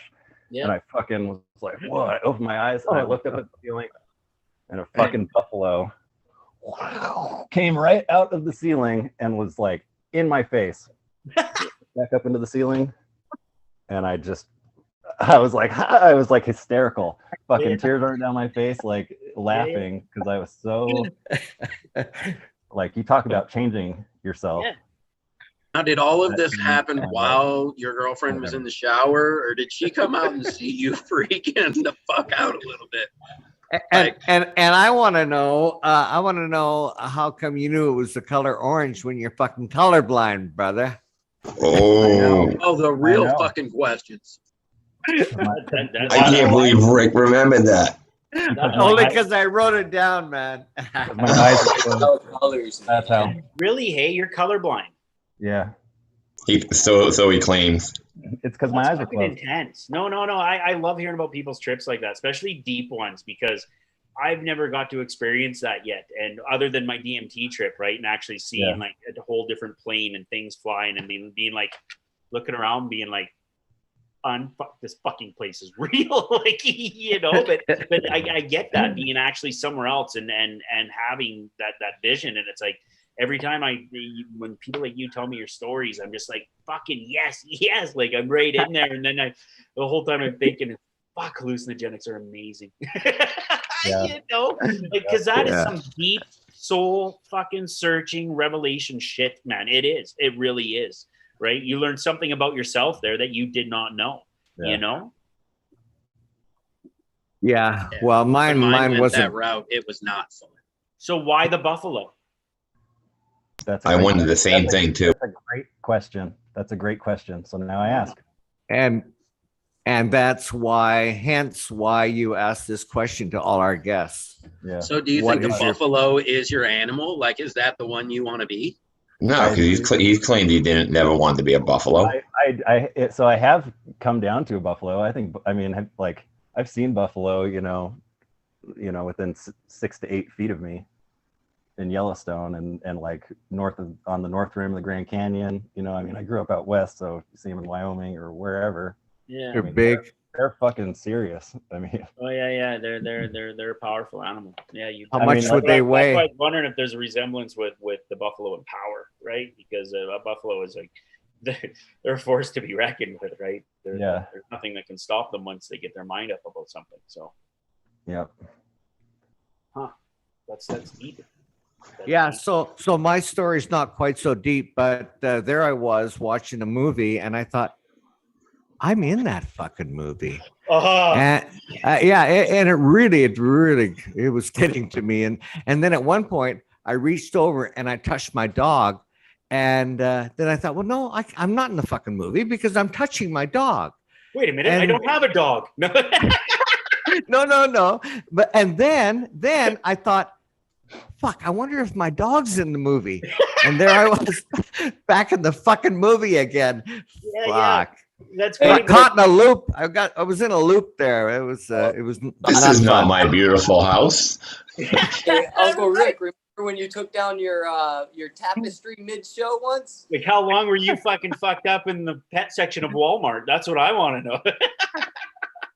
Okay, so you're from Prince George. You're a heart boy. You went to Kelly Road. So we're fucked up. An ex-girlfriend of mine, so they decided they were going to do mushrooms. I was an afterthought, kind of called them up. Hey, what are you guys doing tonight? Oh, we're doing mushrooms. Want to come? Yep, fucking right I do. It sounds like a hell of a time. So we meet up and we do mushrooms, and we didn't even have a lot. Like, I think it was only like 3.5 grams each, which like back in that time of my life, I was like just starting off at like 7 grams and fucking going from there throughout the night, because the goal was always to get as fucked up as possible. And yeah, like these ones were good. I remember I didn't even eat them all at the one at once for whatever the reason was. I just think it was because just I didn't really know her friends that well, so it could have been an uneasiness thing, right? We're talking about settings and shit like that. Yeah. And we were walking around the Hart Highway up by the PGI and shit across from Kelly Road and fucking running into friends, all that. And then we go back down one road, won't give too many destinations away, but we're sitting in a buddy Joey's living room, and it's Christmas, right? And there's like just kind of one of this typical, you throw your last handful in, and as soon as you bite down on them, you're just like, oh fuck, the rest of them kind of that you just eat kick in. And I'm sitting there, and I'm already having this is a little bit after I've eaten the last handful. I'm already to have it. I'm so high, I've never fucking eaten mushrooms again. But I've had this thought before, and I know that. So whatever, you're going with it. And then my girlfriend, she's just like all of a sudden she's like, I'm gonna be sick or something like that. So I look at her friend. I was like, go with her, and they run to the bathroom together. And you kind of carry on because your mind's at that fracturing point where you can only fucking concentrate for about 2 seconds You're having a hard time gripping on moving on. And then all of a sudden we hear out of the bathroom, call 911. It was like, oh shit. Oh God. So I dive for the phone and like call 911, and then it's like, we got like a house full of people on mushrooms. I don't know what the fuck what's going on, but I just got told to call you guys, basically some fucking thing along those lines, right? And they're like, well, address, yada yada. I don't know what the Joey, here, fucking talk to them. I run in the bathroom, and my girlfriend is passed out face down in the toilet. It was like, holy shit. So I picked her up. Only time I've ever struck a woman, but wake up, right? Like scared shitless, adrenaline's pumping, and she wakes up, and you know, it is what it is. It's like all of a sudden you have a whole house full of people that are way too fucking high right now. Nobody's really it's turning bad. And then at some point in time, like things are starting to calm down because the ambulance is not going to rush off for a fucking house full of teenagers on mushrooms, right? Yeah, they don't fucking care too much. There's bigger problems, but they'll get there when they do. Yeah. Whenever they get there, I'm calm enough that it's all good, but my girlfriend is not, and so she's got to go to the hospital. I'm not about to let her go to the hospital by herself. So then all of a sudden, fuck, I'm way too high. I got to go too. Okay, so now we're both in the back of the ambulance, and we're on our way down to the PGRH, and the ambulance attendants, they're in the back with us, and there's kind of like, so what's it like to be on mushrooms? Oh, you've never done mushrooms? And so fuck, I'm high, just high enough. At this point in time, I'm trying to explain what it's like, and it's a great time. Yeah. Then we get down to their emergency room, and my girlfriend's mom comes in, and like I was a couple of years older, and her mom was kind of already apprehensive about an older boy dating her daughter or whatever. It's understandable. But whatever, and I get that whole pissed off mom. So is this what I can expect if you're gonna be seeing my daughter? I'm still fucked up. Like I'm calmer than I was an hour ago, but I'm fucked up. So you get like the dragon lady actually coming at you, and you're getting some really good visuals. And then we go back into the back room, whatever, and we're just kind of, that little tiny checker fucking swirly fucking patterns you've seen on 1 million linoleum floors and 1 million industrial type buildings like that before. Yeah.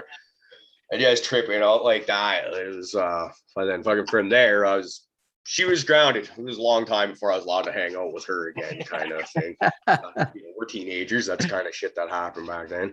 And then go home and so they wouldn't give me a ride home because they're pissed off. So it's like I got to get a ride home from someone else. So you start doing going down the list, fucking at the payphone, calling people, and finally, buddy gives you a ride home, and then up to home. It turned out to be a good night after that once you get home, but I was and that's the thing about hallucinogenics. You know what I mean? Is they're great, and that's why setting settings important, because at least then you know what you're doing.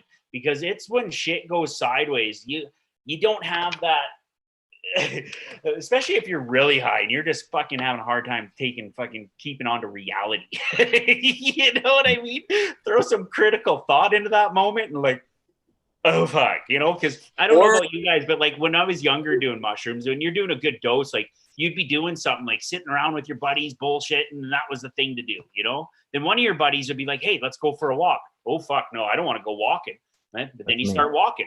Holy fuck, this feels fucking good. And then buddy's like, well, hey, let's go to so-and-so's house. Nope, can't do that now. I'm walking now. You know, it's that's how mushrooms always was for me anyway. It's like you get into that mode, and this is just the shit you need to do right now, you know.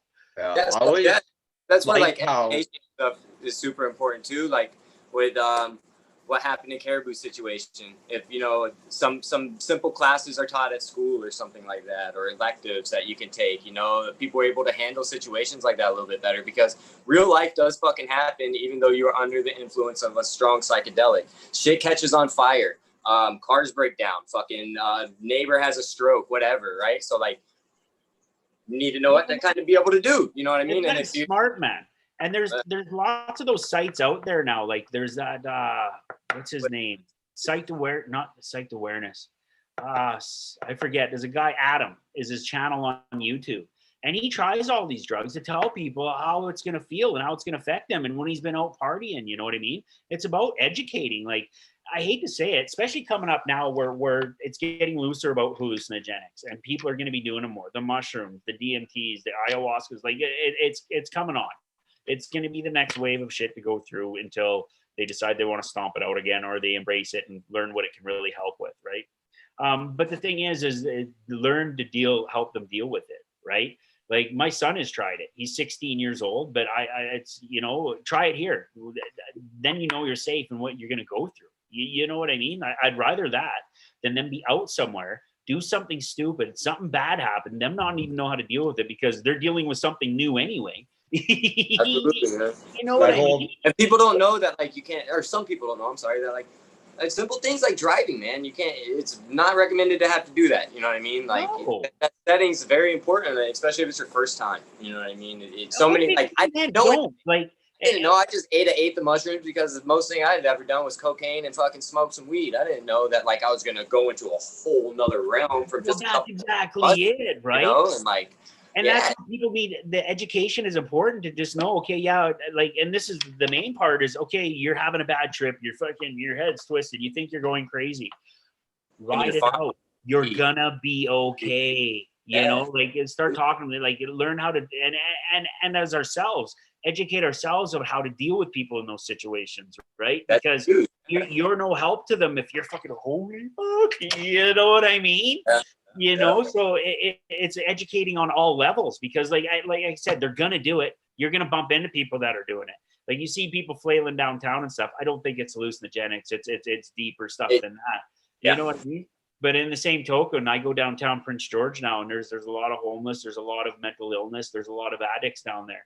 And I tell you, my heart bleeds for them. I just want to go down there and like tell them, like, there's so much more you could do. Like, do you want to quit? There's other options. You don't know. You don't need to go through that government. What's sad is what's available down here are these designer. That's real popular, especially down in these areas where like psychedelics could really help, and they think that they're taking things like MDMA and stuff, but really it's a lot of research chemicals, and what they're doing is stimulating fucking these huge amounts of hysteria, because that stuff it's creating panic, it's creating all these things within you, and then they get it, you know, they're passing it out with, I mean, they got stamps on them that are just straight political fucking, it's right from labs, crowd control, and it is fucking scary with that shit. That's why, you know, that's why it's important to talk about this shit. That's why it's important to know what the fuck you're taking. It's important to you know, don't get me wrong. I would never stray anybody from the research chemicals, but I need everybody to understand it's in the title, research chemicals. Okay. LSD has been proven for many years, right? It's MDMA has been proven for many years. These drugs that they're producing in these labs, and don't get me wrong, I've bought the LSD to see what it's like and to know what I'm talking about, right? The 5-MeO, I don't want to see any harm happen to the toads anymore.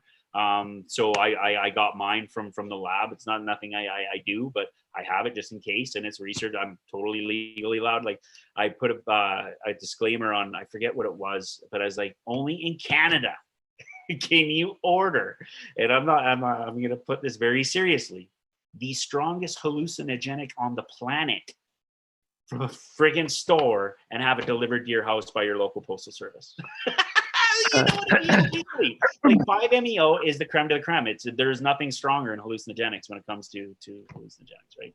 And yeah, you can buy it, just order it up and have it brought to your house. This is the world we live in now, you know? But with that comes responsibility. Yeah, okay. But like I said, though, with the research chemicals, like those other ones, and like the nootropics and stuff, people need to realize that they could be very beneficial, but there could be side effects too. And realize it, like I said, it's in the title. It's a research chemical. So guess what? You're part of the research. That's why all those places, they sell them, but every fucking thing that you get from them will say not for human consumption. 100%. Yeah. They can't put it out the door without it. So speaking knowing that's all that's happening. Yeah. So speaking of buying things and having them sent to your door, how often do you replenish your stock online? Sorry? So I said, speaking of buying things and having them sent to your door, how often do you replenish your online store? Like if there's something that you're out of stock or claims to be out of stock, how do we just need to get like for my spores and cultures and stuff? Correct. I don't know how that could happen, but because like you get so many of them. I just mean like I saw like your lion's mane, for example, is out of stock. If I want I just don't have all the non-psychoactive ones. Seem to be out of stock. I hear what you're saying. Good question. I'm not gonna lie. I'm really picky with my gourmet ones, right? Because it's a whole different level. You know what I mean? It is. It's a different atmosphere. And I'm just in the works of creating my cultures and stuff for those. So that's why they're gonna be there. And I want people to see that they'll be there, but I just haven't had the time. Like I was off work for 6 months and I started building BC Mycology as it is now. And then apparently I'm too young to retire and I can't afford it. So I had to go back to work for a bit. And so it slowed down the development of that side of things, right? Because I want to get those out there. Why? Because those are fun for people to grow as well, right? Like you start growing your own oyster mushrooms and stuff. That's the one I'm interested in right there. Is I wanted to start trying to grow oyster mushrooms. I want to grow tataki. I got a really cool kit from fucking like the local big box store once. Dude, man, grew a really beautiful set of fucking pink oysters. It was awesome. That thing was awesome. And see, and that's I think I posted that shit too, didn't I? And that's why I say I've been picky, because like I've been really on this mission with it that I don't want to buy those spores or cultures. I will find them naturally or get them from a grocery store or whatever, right? But like I've been trying to get the Asian market, see if they get lion's mane. Nobody, that's a hard one to get in. So that one there, I have a friend who cultivates it and he's going to send me a culture. Then I'll start getting that one out, right? So it's just a matter of time, and I will be getting all those out. And that's another thing that you start recognizing. I started recognizing it with cannabis cultivation. You kind of start sourcing more organic, user-friendly ways, but also with psychedelics, sourcing is a big thing. You know what I mean? Anybody can go find somebody, but what was the intent behind that person giving them to you? Was it just a capitalistic way, or was it somebody trying to help you? You know what I mean? Because I feel like a lot of that goes into, especially with the cultivation. You know what I mean? The intent that's going into those while they're being cultivated it has a huge part if you're really trying to tap in. You know what I mean? And it's important to give to those people as well, right? Like for DMT, like I get my bark right from a fellow in Brazil. You know what I mean? Because why? Because it feeds his family and stuff. Is it the cheapest out there? No, it's probably some of the best. But I know where it comes from, and I know who's using that money at the end, right? And that's better than the end product anyway. You know, like even to the point where like for the spores and stuff, I've had people in other countries. This one feller, he was a young guy from Nigeria, Not a Nigerian prince. We talk often. I got my money and it's good. It gives me the freedom to explore my other interests. So actually, I don't think it was Nigeria. It was Ghana or something like that. Anyway, but he was having a hard time getting me the money through his payment processors. And he was getting desperate. He's like, man, I got PlayStation cards I can give you the number for. You can use those. And I don't have video games. So I'm like, that doesn't work for me. But then it started to seem weird like that, you know. He was trying so hard to get me the money. So I was like, you know what? Sit back, give me your address. I sent him the spores anyway. You know what I mean? Something like that could change his life, him and all his buddies. You know what I mean? So why not? It's no skin off my ass to send some. Oh, hey, listen, it changed your life by doing that giving. That changed your life. Yeah. But see, there's a business aspect to it, but there's also a humanity where I think everybody should be into this stuff. I truly feel that because there's so much benefit to it. And I'm not talking just the mushroom of it. I mean, that whole end of it, the natural medicine and the mind wellness side of it, right? There's so much everybody should know about it to help out everybody. Yeah. Raider Dang Vader says, Caribou Heart TV, we need BC Mycology on the show more often. God damn it, you've been hiding from us. We would love to have you back. Not that we want you to go now, but it'd be great to have you back. No, I definitely would love to come chat again. It's been pretty fun. I had a feeling that you were going to be kind of a crowd favorite, and there's going to be a lot of want you back. Another fun thing that we've been doing is because like we were talking earlier, I can't remember if it was the beginning of the show or the pre-show, about how, you know, like it's just a shit show of friends bullshitting and you learn something every once in a while. And then so to actually learn something, we got to do a specialized show once in a while. And like I wanted to do some kind of mushroom or mycology panel at some point in time, because we got like guys like Red, I believe he's in chat right now still, that like he's like DP said, he does really big in the harm reduction aspect of stuff like that. And that's you know, like just fill a panel up with about as many people as we're looking at now and just let's go. Yeah, absolutely, man, absolutely. Yeah, and too, like cool. You want to do specialized ones. If we get enough people interested in the mycology end of it, like we'll do specials where I'll sit there and go through like grains and stuff like that. Like I'll walk everybody through it, because like I said, there's 1,001 ways. I'm not saying mine way's the best way, but I try to do it as cheap as possible with the most success as possible, because like I said, I don't like wasting time. For me, it's about the time. The quicker we can get through it and then start something new, then let's do it, you know. So do you have a, because there's a lot of people putting together these kits and stuff that are kind of trying to take advantage of, in a way, you know what I mean? It's like you look at the materials that they're using and you look at the price of the kit and you're like, oh well, I understand the convenience fee, but geez, oh Pete's. Yeah, like the wife and I are trying to build this one. I've only tested it once, and I know what I need to do to get it successful, but it's small. Here, give me 2 seconds. I'll go grab one of the bins to show you what the size it'll be and what my idea is behind it. I want to remember to ask him if he has a YouTube channel. He's really, I don't know, just enjoyable to listen to. He imparts a lot of knowledge, but in a kind of a, you know, understanding kind of way. It's really been enjoyable listening to him. Yeah, he's great. He was, like we said earlier, it was Travis, who he's been on the show a couple times now. He was I know that's how I met BC Mycology, was through him, right? Travis is one of the absolute greatest people I've ever met, him and his brother Dennis. So it's no surprise to me that we love great people generally tend to hang out with like people, you know what I mean? Birds of a feather flock together. So anyway, these are the little kits. So when you get it, it would be like 2 boxes like this, right? This one comes with a lid for doing when you got to get it to colonize. And then once it's all colonized, you pop this lid off. Then this one just sits on top of your little tent, right? Nice and little, not that big. You use 1 jar of spawn in there for your substrate. That would be all provided. You'd probably get an ounce, maybe a little bit more. Probably a couple ounces from it with all the flushes. And we originally want to sell them for about $40-50, right? which I think isn't too much for what you're getting there. It'll come with the spawn, little spray thing. You know what I mean? Nice little countertop one. What we're trying to do is get it to really easy. Put your substrate in the microwave to pasteurize. I'm just trying to get that figured out so it's proper.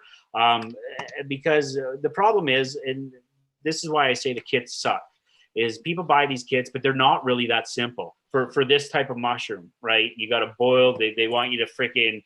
It's the sterilization and just the pasteurization of the substrate and all that shit, which to somebody who's doesn't know anything about it, it's daunting, and they're probably going to fuck it up. And that's why after 10 days, they got a big patch of white and green. You know what I mean? Because they just didn't do it right because they don't know. So these we're trying to develop, like I said, me and the wife been working on it. That's what it is. You nuke your substrate to pasteurize it. You mix it all together. You put it on your counter, and then within 14, 20 days, you should have mushrooms, right? So, wow. Yeah. You don't need any type of artificial light for those or anything. That's just countertop ready. No, and you don't for mushrooms. Like, that's what I mean. Like, there's so much misinformation out there. You don't need a lot of fucking. Keep it simple, stupid. Like, you really, and you can have a lot of fun and have a lot of success with like very minimal startup costs. Trust me, I've blown the money on stupid systems and shit. I've done it just to see how it works, and it all comes back to just some basic steps. And if you follow those steps to a T, you'll be really successful.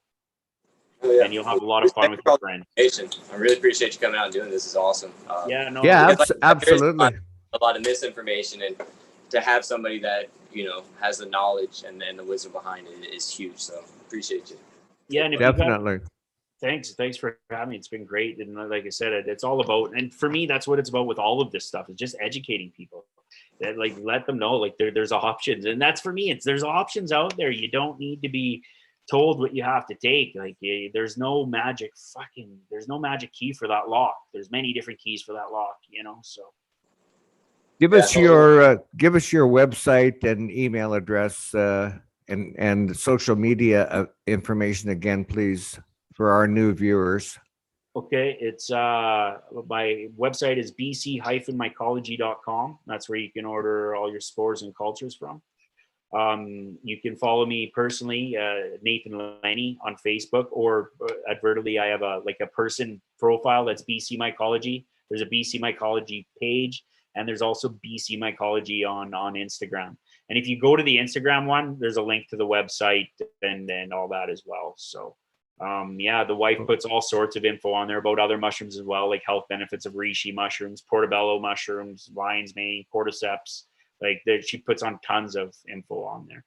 Plus, I throw in some psychedelic stuff in there too to make you think. It's like during the day. I don't know if you guys ever listen to Alan Watts or anything. You ever Alan Watts, love listening to him, but it's tough sometimes because he'll get you going. He gets your brain juices flowing, right? And next thing you know, you realize, holy fuck, I need to rewind that. I haven't listened to it for the last half hour because he's got me on a fucking head tangent somewhere. You rewind it, but it's amazing. And what I like about that is if you have 3/4 of a gram to a gram of mushrooms and play something like that, the fucking shit, the places you can go, it's just it's therapy for me. Like I said, it's therapy because he gets the gears going, and it's like you're just gone. Yeah, absolutely. And I like Paul Stamets and stuff. I like how he likes to bring it in, hey, this is all good and great, you know what I mean? But take it easy. You don't want to be that weird guy that comes in, you know what I mean? Because when you start trying to explain it to people, you know what I mean? People kind of start looking man, when I first transitioned into because I was a different person before I started doing all this shit. You know what I mean? I'm definitely harsher. I've always been in leadership roles at work, running projects and stuff. So you're that hard ass. You know what I mean? But even then, and then you make that shift, and then I hate to say it, but you start talking to people about it. And then people that really knew me close, I lost a bunch of friends, and then there's other people that were like, holy fuck, did the cheese slip off your cracker? No, well, maybe. If it did, I like it. This is what I like being now. But then the people that actually know me and listen to what I have to say realize there's some truth to it. It's not craziness, Do I open the door when somebody accidentally mentions a word about mushrooms or hallucinogenics? Do I fucking pry that door open a little bit and give them a little bit more? I do. Like in the middle of a work shift and you're at the fry, just hear like mushroom and somebody else talking about it in the back of the restaurant, and you're just like, oh, hold on. Am I jumping in real quick? Like, what's like?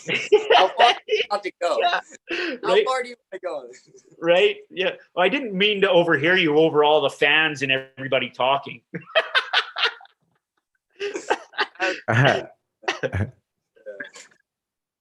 Shit. I'm personally, I'm really interested in trying one of your kits out. Now, as a mushroom person, I'm really interested in wanting to try out the microdosing. My problem is I've got the better part of a half ounce of mushrooms sitting at home even, but my problem is about a year ago, last time I did them, I had one of those I saw God moments. Okay. And for the most part, it was great. The trip turned on me for a bit. I was able to get out of there and kind of rescue it by just kind of laying in bed and listening to some great music, right? It was a great time.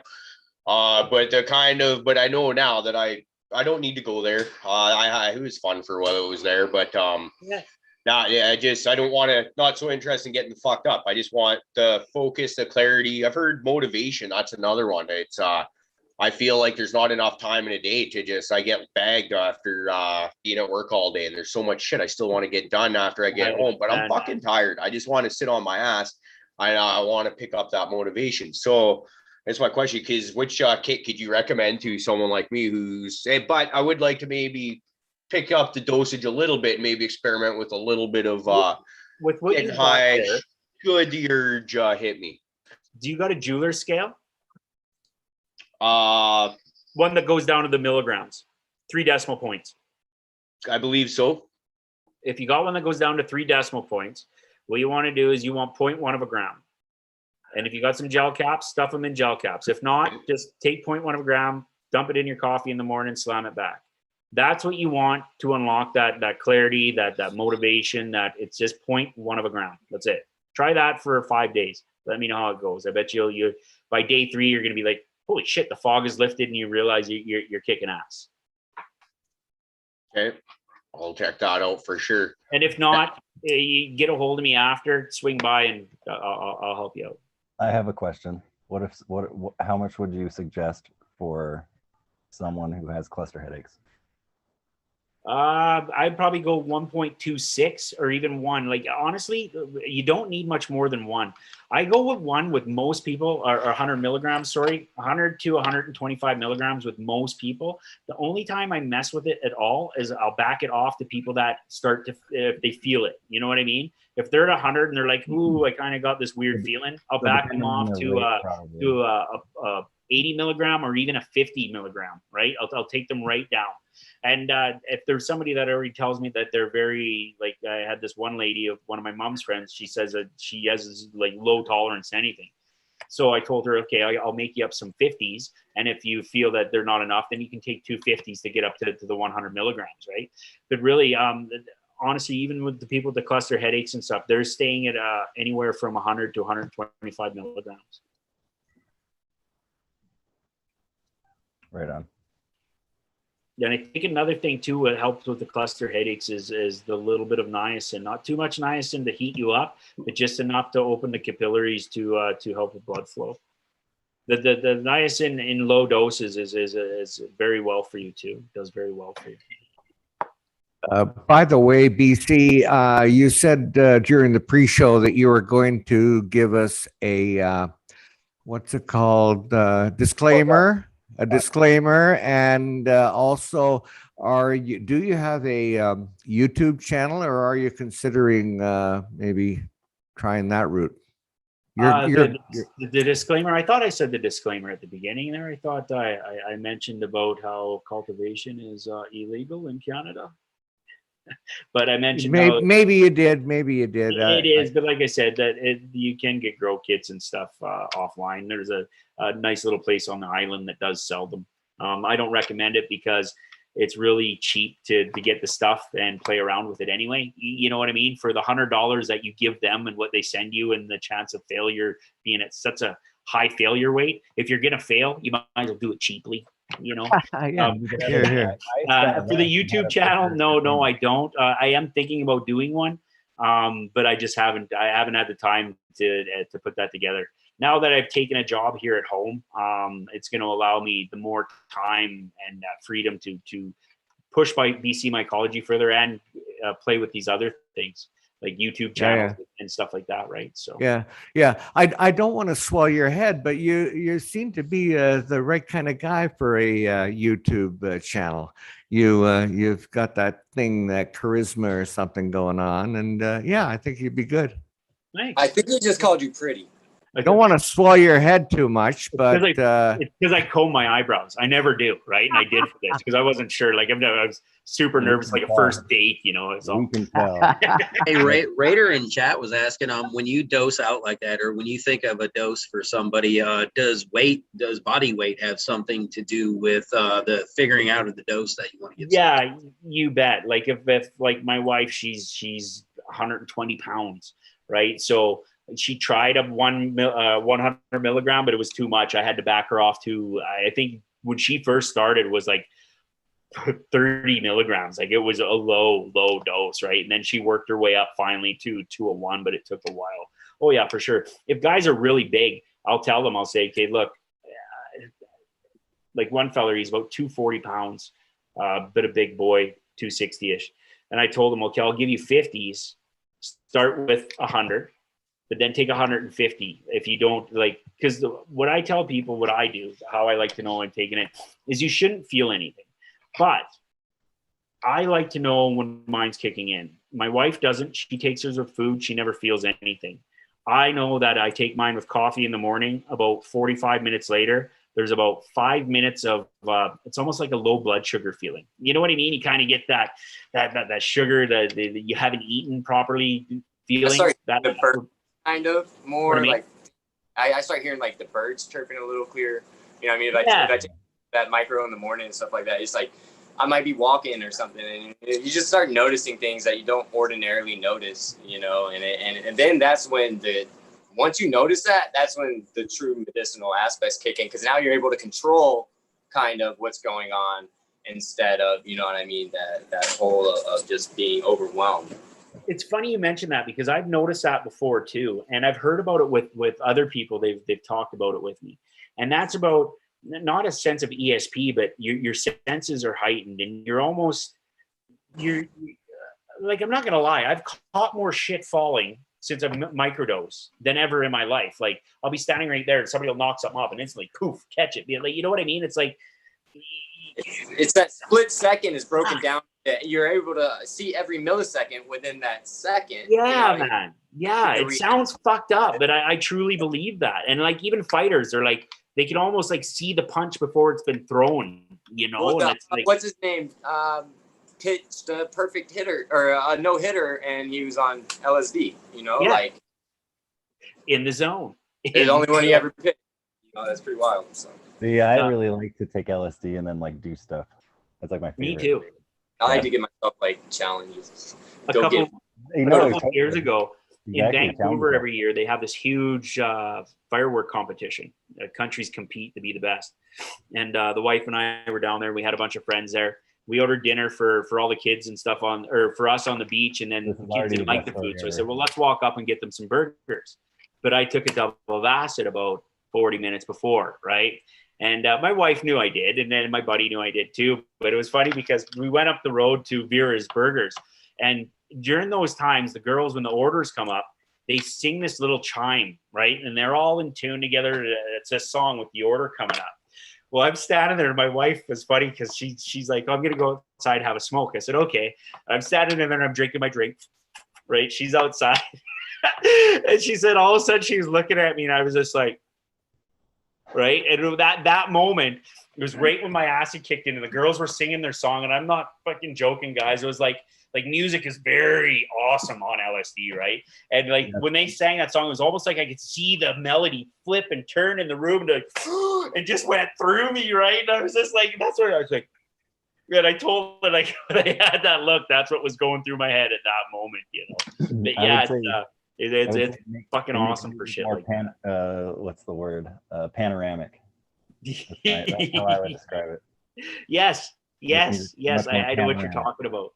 Yep. You know what's crazy though? Like the stuff that is going on and you're witnessing and experiencing, but then to the outside observer. Right? You see that motherfucker on the bench with like one shoe, leaves in his hair and shit like that. You might pass a judgment, but he might be having the time of his fucking life. You don't know. You don't know. You know, like he's all one with nature right now. He's loving his shit, you know? You might come to a you're upset that you lost a shoe and you got leaves in your hair, but until then, you're having a fucking blast. See, that shit used to be my favorite, man. Back when when we were like teenagers and shit, all my friends were dropping acid, doing shrooms, all that shit. You know, you're the dude late to the party and you just walk in and see the train wreck that is fucking happening. I mean, dude, it is it's fucking horrible, but goddamn, I mean, in all honesty, too.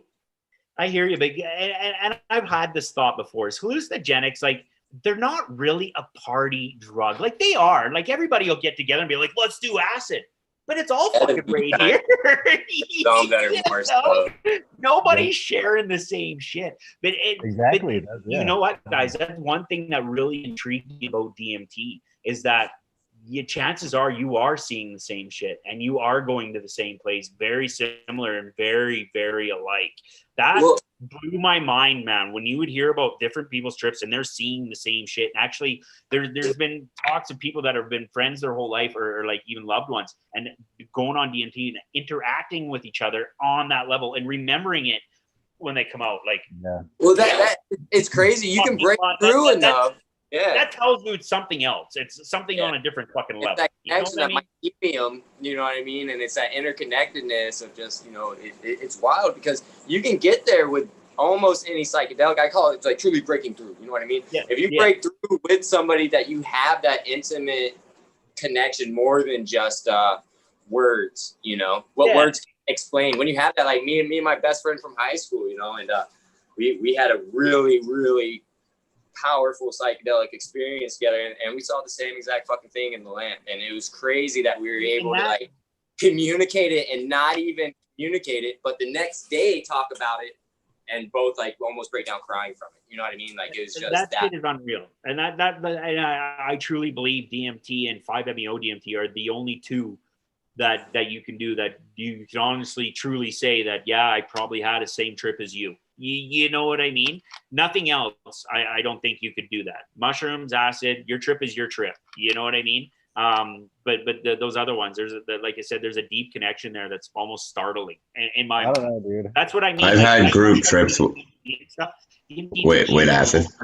At all, it's 100% spiritual and for that uplifting moment in life, and then that's my feelings, right? So yeah, absolutely. I mean, breakthroughs are special things. DMT definitely help you get to that point. I call it the singularity. You know what I mean? It's just that point of where it's just it's everything. It allows you to accept everything, and that's really hard to do because like the scope of everything is so huge and broad. It's hard to fathom. Until you actually see it and feel it, it's something you can't really even put into words to describe to somebody. You can't, right? You could try, but until somebody experiences something like that, you can't. No, that's a big thing. They have, like DMT, these DMT pens floating around that are trashy. You know what I mean? And it's like the misinformation. So I love that you're out here talking about it. And man, honestly, that sullies the shit. It's normalized. It takes away from the advancements and what could truly be used for. And even with mushrooms, like when you get these people, like these online places that are selling it, that's great. They're getting it out to people. But in the same token, they're kind of impacting it negatively, you know, because every time they get busted and stuff, it's a bad impact of mushrooms and stuff on society, and they're seeing it as a scum, as a bad thing. They look at it as a notch on their belt. Yay, we got more convictions, we got more of this, you know, right? and just feeding the stigma that's giving them fuel. And that's instead of the stigma. It's telling people that they're bad because they, like I said, they don't want people knowing about this shit because, like I said, it unlocks that fucking part where you're like, I don't need you. I mean, it's funny, like back in the 60s, you know, when they were trying to do mind control with psychedelics, they kind of learned like, oh shit, We're not controlling minds. We're opening minds. And if Yeah. Yeah. Here you Oh, go. Well, I political gave figure Buddy that are- stuff that's supposed to control him, and he just told me to fuck myself. I don't think it's Hey, man. working. It did work. Right? Charles Manson fucking perfected it. Oh, God. So yeah, it's crazy. There's so much out there, though. There's so much out there, and there's so much info out there. And that's the part about it, is just getting everybody to realize that there's other ways. There's other ways. You're not stuck with what they tell you. And that's all I want to say. That's it. And if you got a microscope, I can help you out with looking at spores. Sweet. So trying to get a word in edgewise, I make a note, and this goes back like hours ago. But anyway, it goes something like this. Okay, we were talking about that big mushroom, 200 grams versus a bunch of smaller ones. My question is, are different parts of the mushroom more potent than others, like the stems or the crown or No, there really isn't. The psilocin is throughout the mushroom, right? Like everybody's all wants the caps. Well, I tell you what, you get some mushrooms with a really thick stalk and a really wispy cap. There's not much meat to that cap when you get it in you. You know what I mean? Especially if you're to bust all the gills off, which the gills really carries no psilocybin whatsoever. So you're left with this little sheath of material. So it's really, like I said, it's throughout the mushroom. It's a wives' tale, I would say, that there's more in the cap. Other mushrooms, so to speak, like the Amanita muscara, the fly garlics, the Mario mushrooms, the red ones with the white things. Those ones, on the other hand, you don't want to eat the stems. You just want to eat the caps, right? So those ones are a little bit differently. But for your regular cubensis mushroom, that your run-of-the-mill ones, no, it's the same throughout the whole thing. I'm sorry. I'm listening, but I'm trying to read chat. And Sir Dirty says, does Uncle Rick have a picture of Borat behind him? No, that's fucking Kramer. Come on. Borat. Well, when I read it, I thought, well, maybe it does look a little bit like Borat, but no, that's Kramer, man. That's awesome. Fuck. You had another. You must be younger. You must be part of the younger generation. Yeah. Younger. So we were just talking about, the potency of the different. God, I had another, what I thought was an intelligent question, but it's gone. It'll come back, or I'll write it down. That's it. I'll write it down. Anything that it always does. It might be tomorrow, but it'll come small and tiny. Have you ever grown any or cultivated any mushrooms that stayed small? Yeah, actually, because you will get my friend that does, yeah. Yeah. Well, I just got to say, like, I got some once upon a time. They were so small, it was like similar to alfalfa sprouts. Right? Yeah, we call them aborts. Is that okay? Yeah, we call them aborts. Like a quarter of that. Tiny. I mean, I tell you what, a bunch of those little aborts, they're full of the medicine too. They will fuck you up. That's what I'm saying. It was crazy. I wasn't sure if that was a certain type of strain. See, this was something I was going to mention earlier when you were mentioning that you guys cut your cakes in half and got more mushrooms out of your cakes when you cut them in half. So there's an actual way. I haven't tried it yet, but I'm going to one of these days. Out of the scraps or even those cakes, what people would do was they would shred them up and then put them in like 151 proof alcohol, soak them in that for a few days, and then drain that off. And there's psilocybin in the alcohol then, and it's an alcohol tincture. Like I said, I haven't tried it, but the research I have done with people that do it swear by it. They're like, yeah, five drops, fucking gone. Pardon me? Would that almost limit take it? Will it pre-activate it? No, but what it does is it just takes the psilocybin out of the freaking stuff. So it's like pure psilocybin, right? Now so it's a Lemon Tech.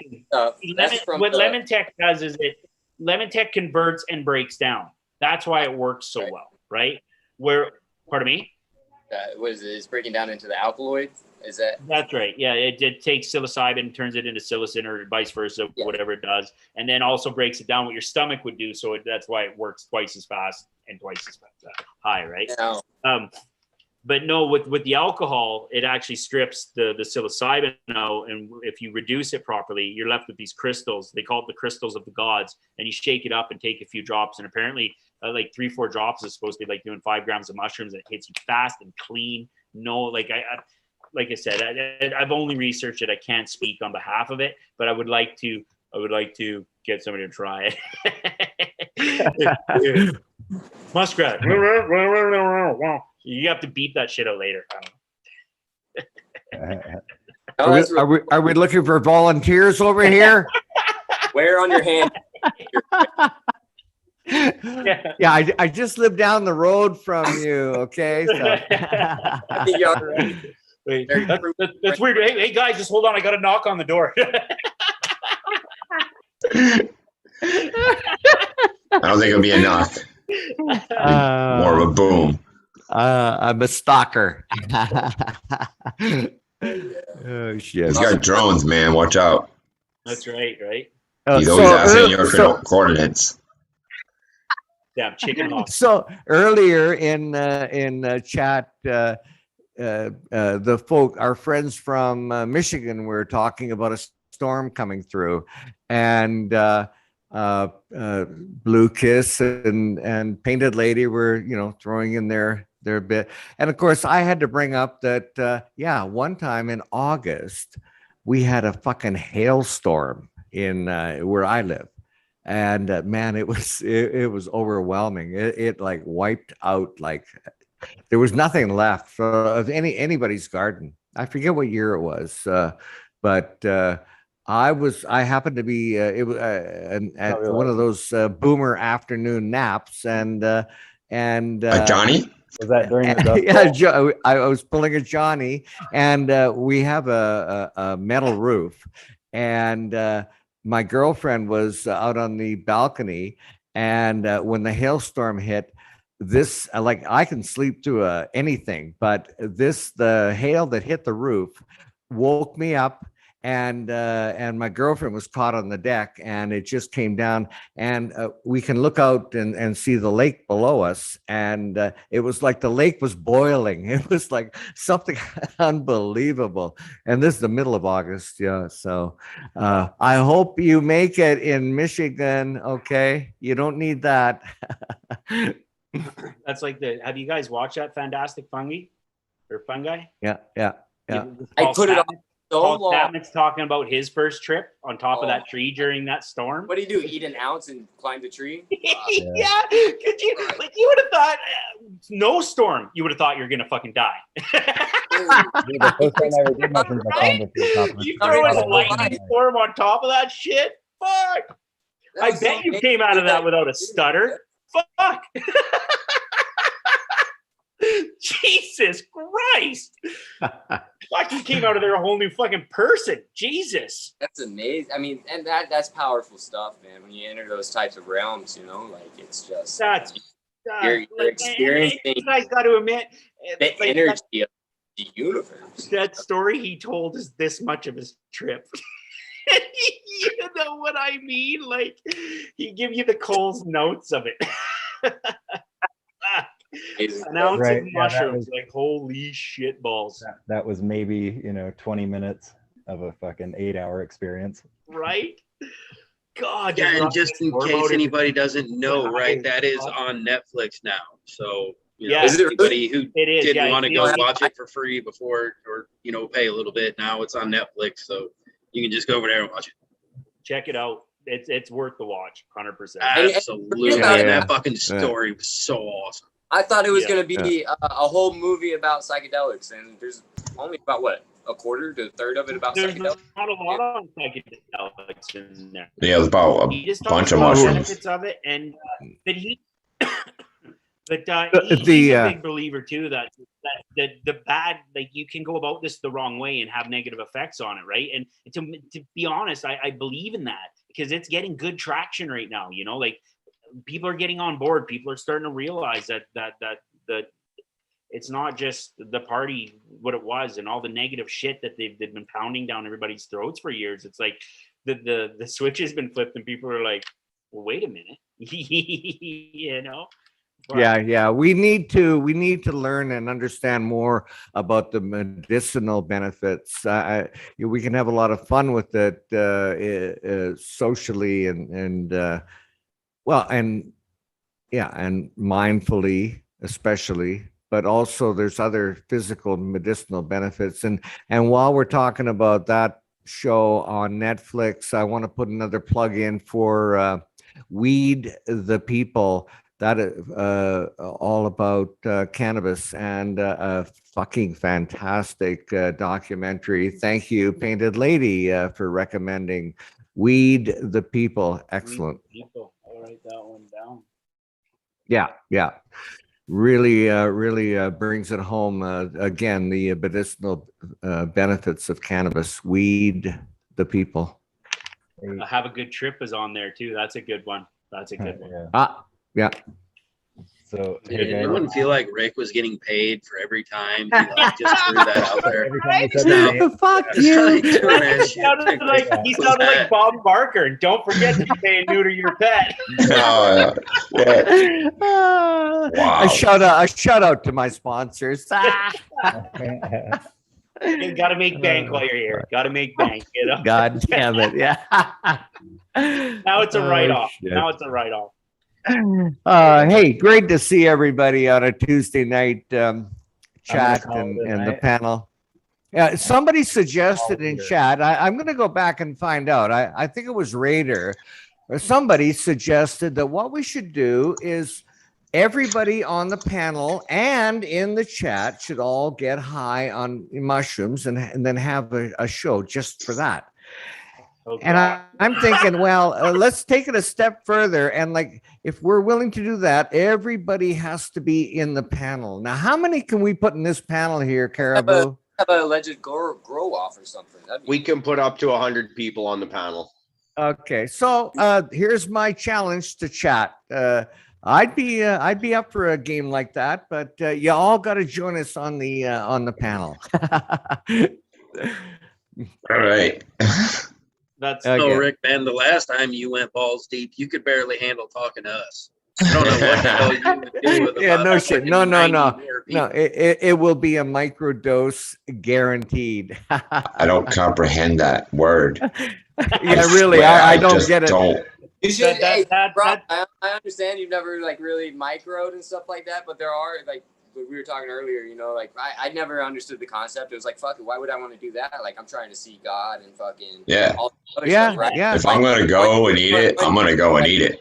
Yeah, like, no, I. It's like pussy, man. I'm just saying, like, I'm going in all in. Well, and Prophet, I agree with you. I don't get the concept.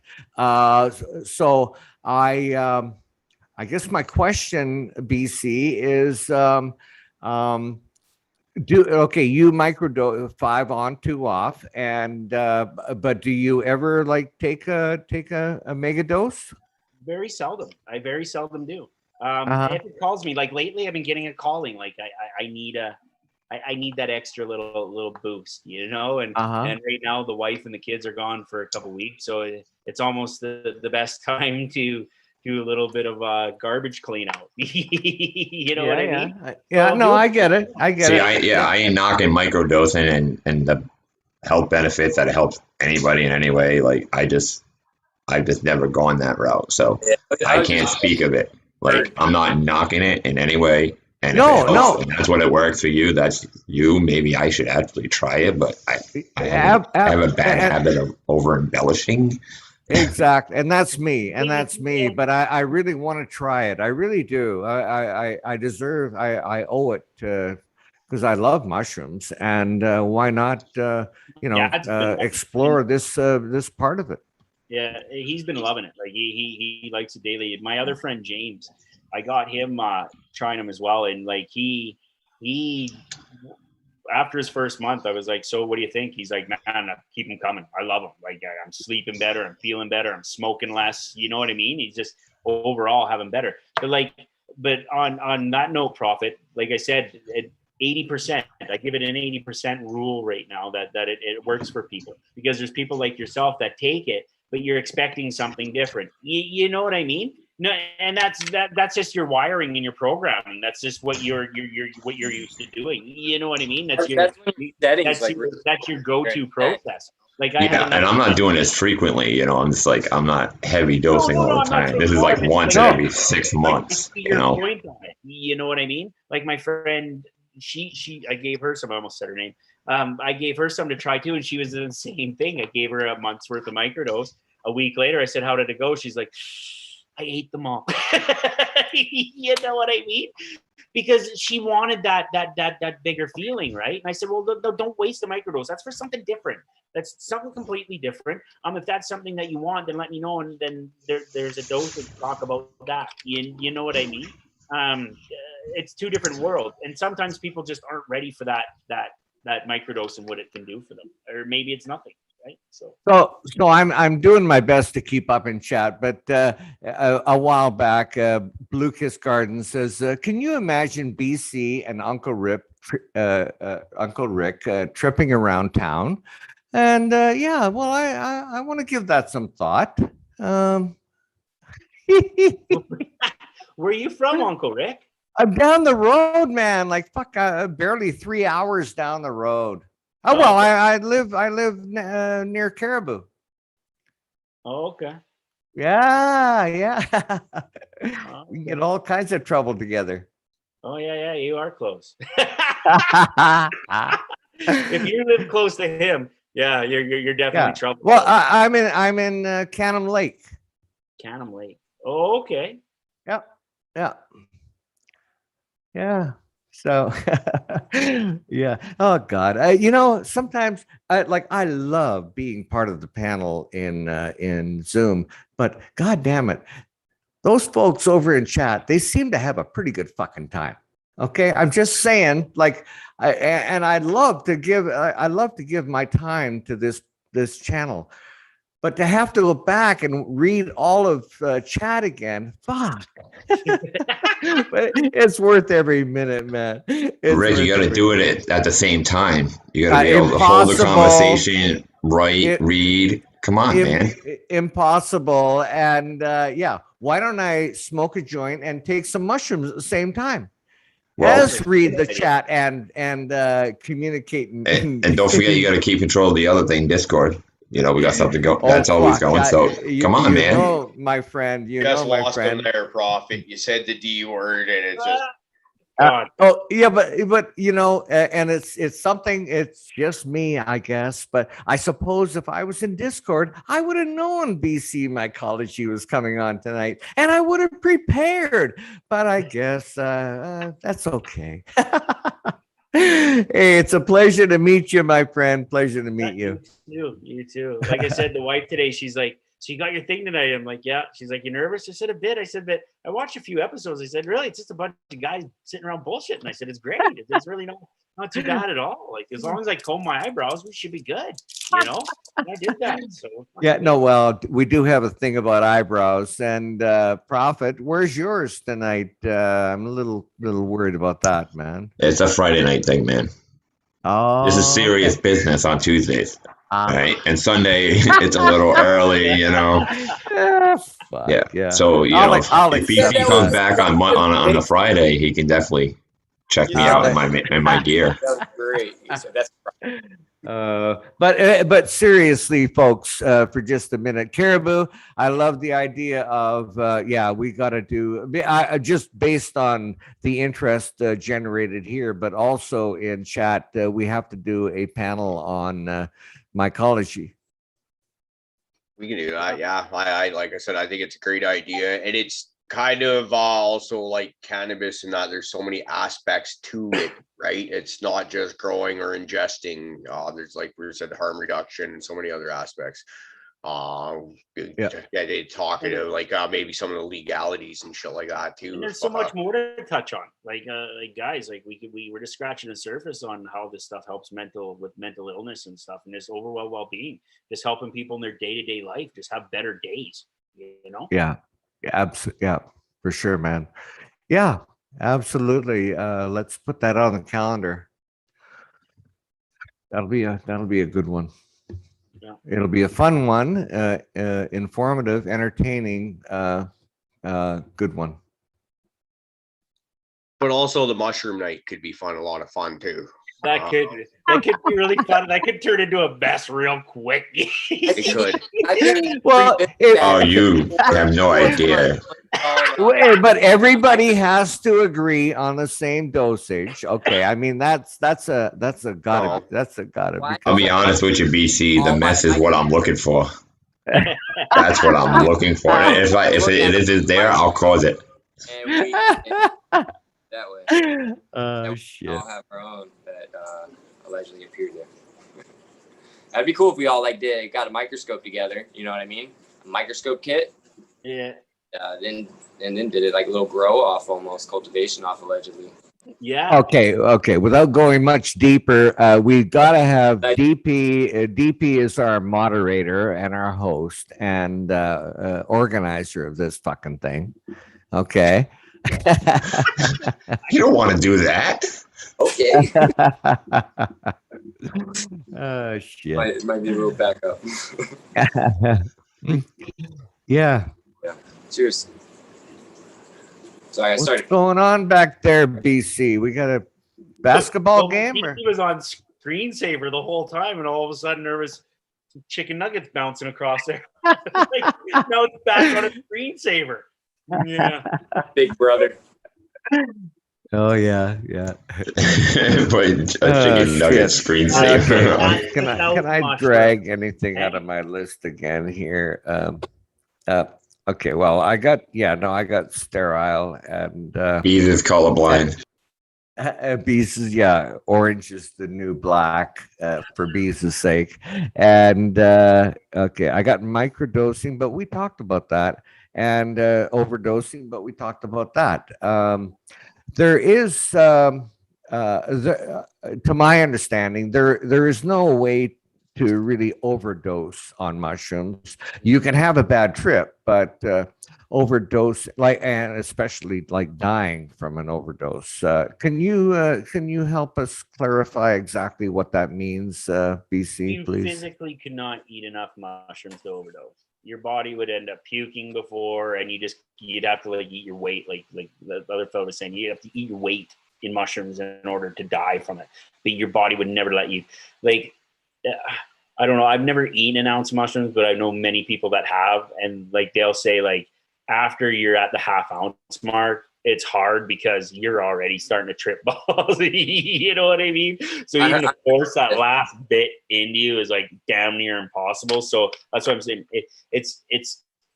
I'm not saying it could never happen. I'm sure if somebody concentrated it down, like I said, into the alcohol form, and you shot that back, there's potential you fuck yourself up. You know what I mean? I guess I shouldn't swear so much. You could screw yourself up.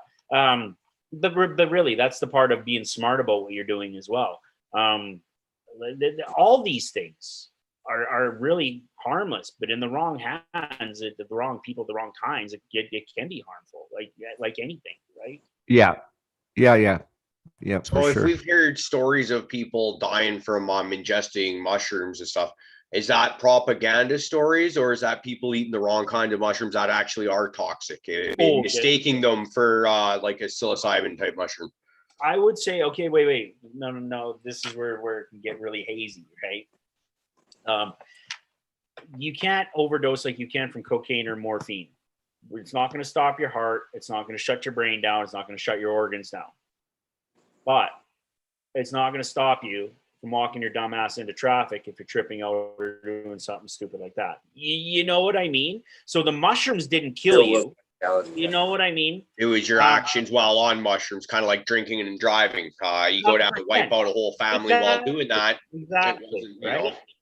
You want to eat 3 grams, go for a walk with your friends, go ahead.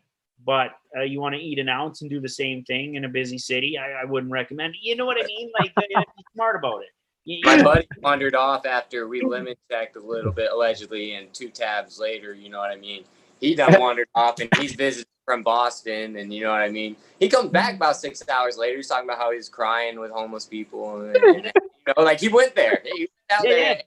But it was an experience and a half for him, and it really was. And I stayed my happy ass inside and had a blast. that's just it, right?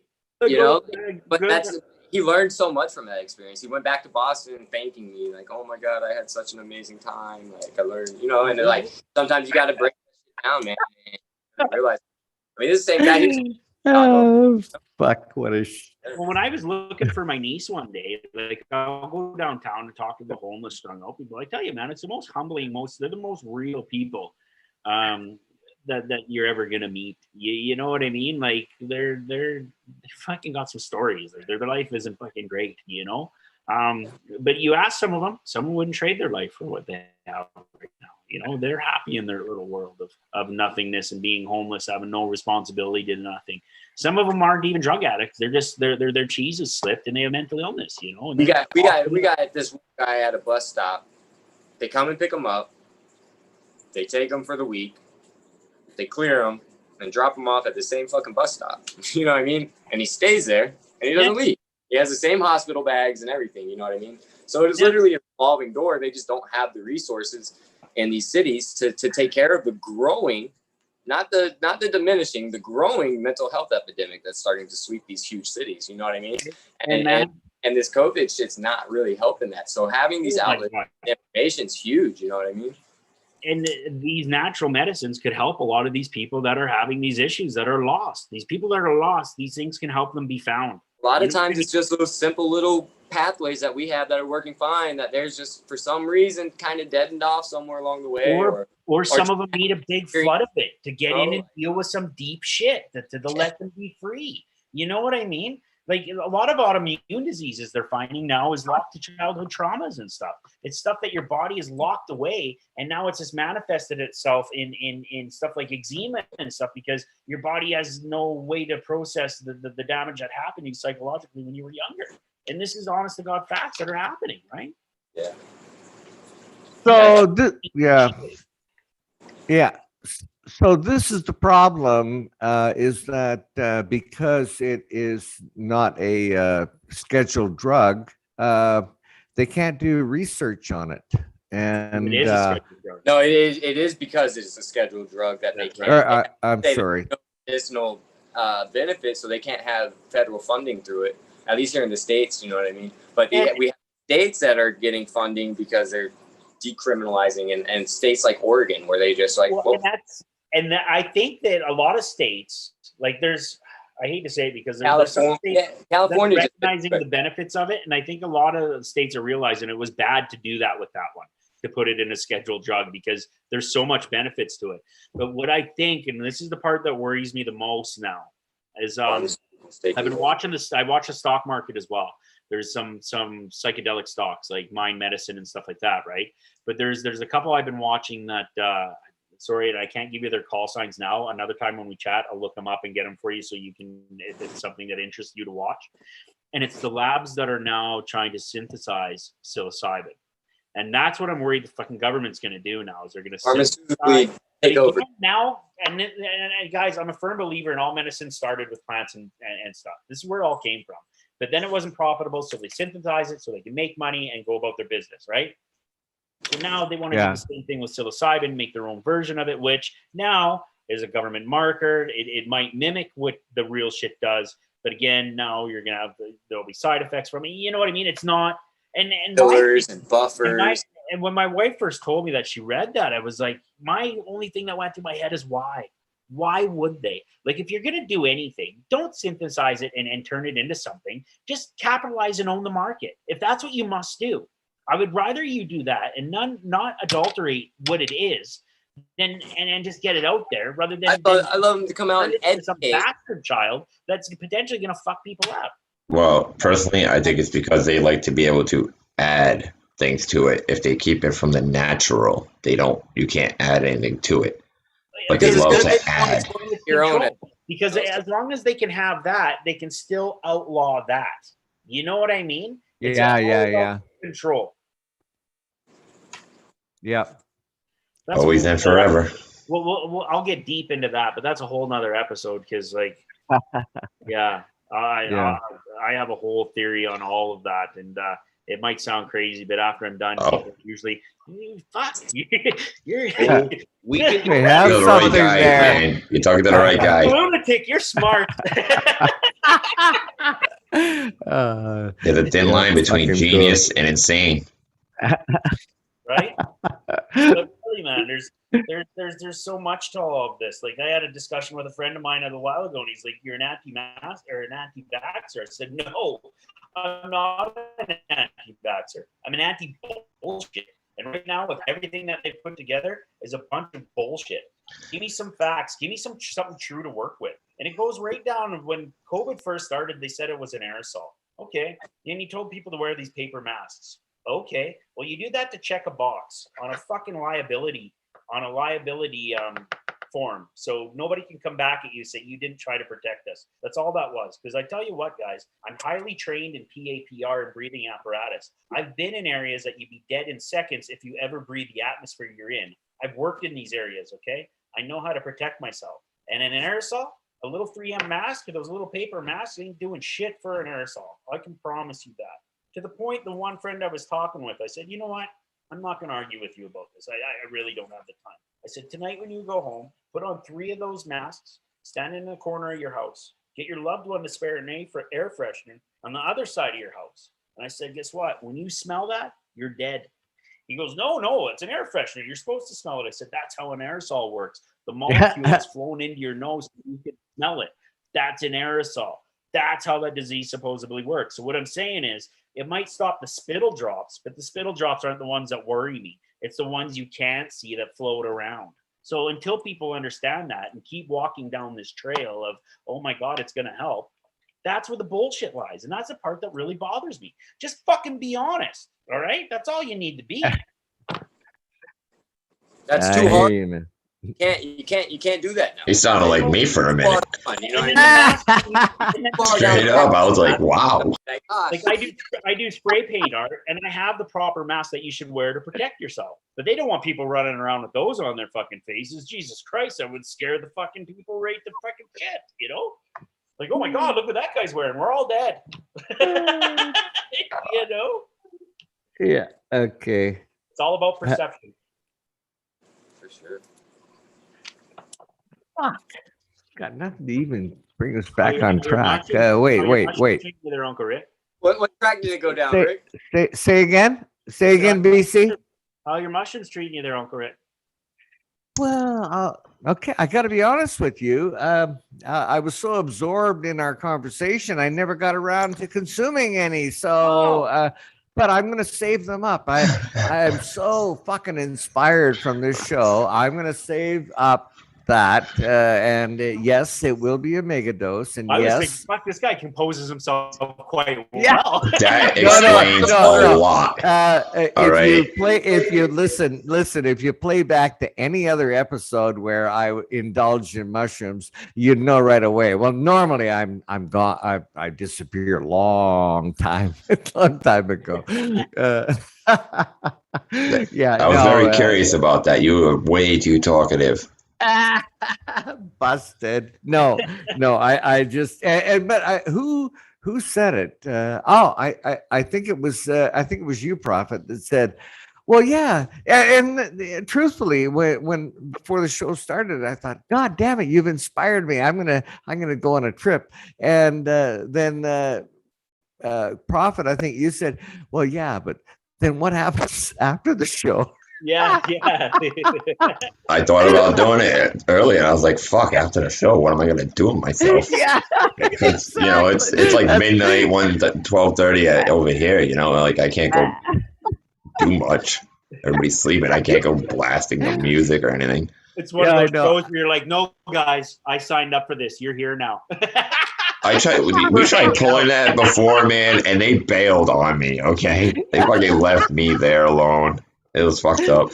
Okay, wait a minute. Now, I stand to be corrected, but the last time Johnny and I agreed to do the mushroom thing together, he bailed on me. Okay, I'm just saying. That's okay. Oh, shit. Gotta have fun. Oh, God God damn, I almost had a question, or I could squeeze a question out of something I wrote down. Okay, well, this is a general question, BC.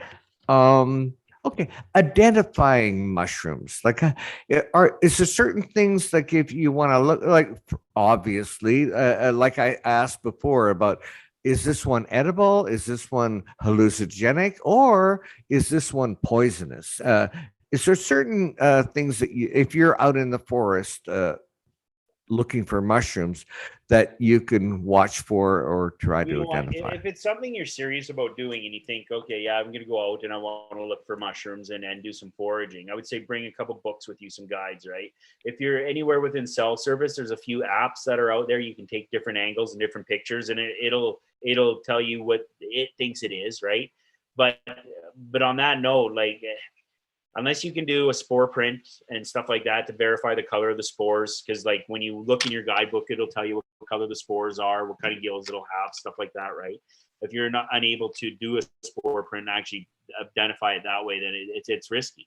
But for the most part, a lot of the mushrooms that do grow naturally that you can find are really easy to find. And again, if foraging, and like I said, for natural mushrooms, if that's something you want to, a lot of places in their area, like here in Prince George and down in Vancouver, they had like foraging groups where they go out together and you can go out and learn with them. You know what I mean? And actually learn firsthand to see what it's like in nature and see it for right up close without guessing.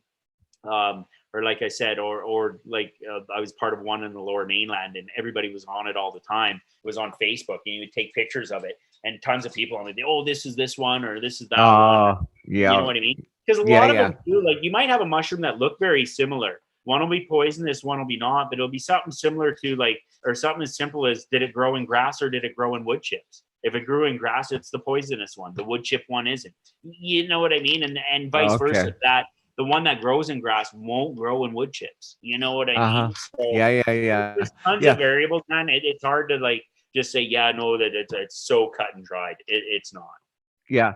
Now, I know a year or so back, a buddy and I, well, actually, he went out the day before into an area which the year previously where a forest fire went through. And I guess was told that that's a good area to go look for mushrooms. And he did, and they went up there and they were very successful. And then it got me all excited about it. And the next day we went to another area which had a similar forest fire burn. Didn't find a goddamn thing. But that could happen, right? But yeah, there's certain, I think it's morels will come out in it's a year after a burn. You go a year after the burn, and it's a good time to get morels. Maybe that one was 2 years after the burn, or maybe the same year as the burn. Maybe, I don't know, right? Good point. It's pretty amazing though, because there's certain mushrooms. I think they found them down in Australia. I want to say Australia, that only bloom after a major forest fire. Like it need in order to get it to activate and come back to life, it needs to be supremely heated. You know, wow, which one it was, but then like, and that's helped kickstart the whole rebirth process after the land's been devastated, right? So, I like to look. I want to say living stone mushroom or something it was called. It's in that fantastic fungi. If you see that, it's he talks about it in there. Right on. Honestly, we all deserve panel and chat to watch that documentary and revisit this whole thing. It's goddamn fascinating. Other ones I mentioned to you guys, if you get time, see those other two shows I mentioned. Like I said, it changed my whole idea on healing and just how your energy presents itself to help yourself out. Yeah. It's the little things, man. If it's one little thing you do daily to make the day better and just shit go better, you know.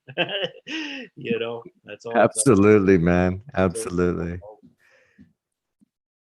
Caribou, fuck you outdid yourself, buddy. Well, I did nothing, man. You only invited No, it's fun. It was good. I enjoyed it. This is one of those ones where it was really cool because like I've taken a lot of mushrooms in the past, like in the teenage years, but that was always just strictly recreational, get effed up, right? Before the information that is out there now. But like when it comes to like it's a whole new world, and I don't know much about that, so I just kind of been sitting back here watching and actually listening to what's going on, and it's like it's very, very cool. I hear you, man. I hear you. And guess what? This is a cannabis show, but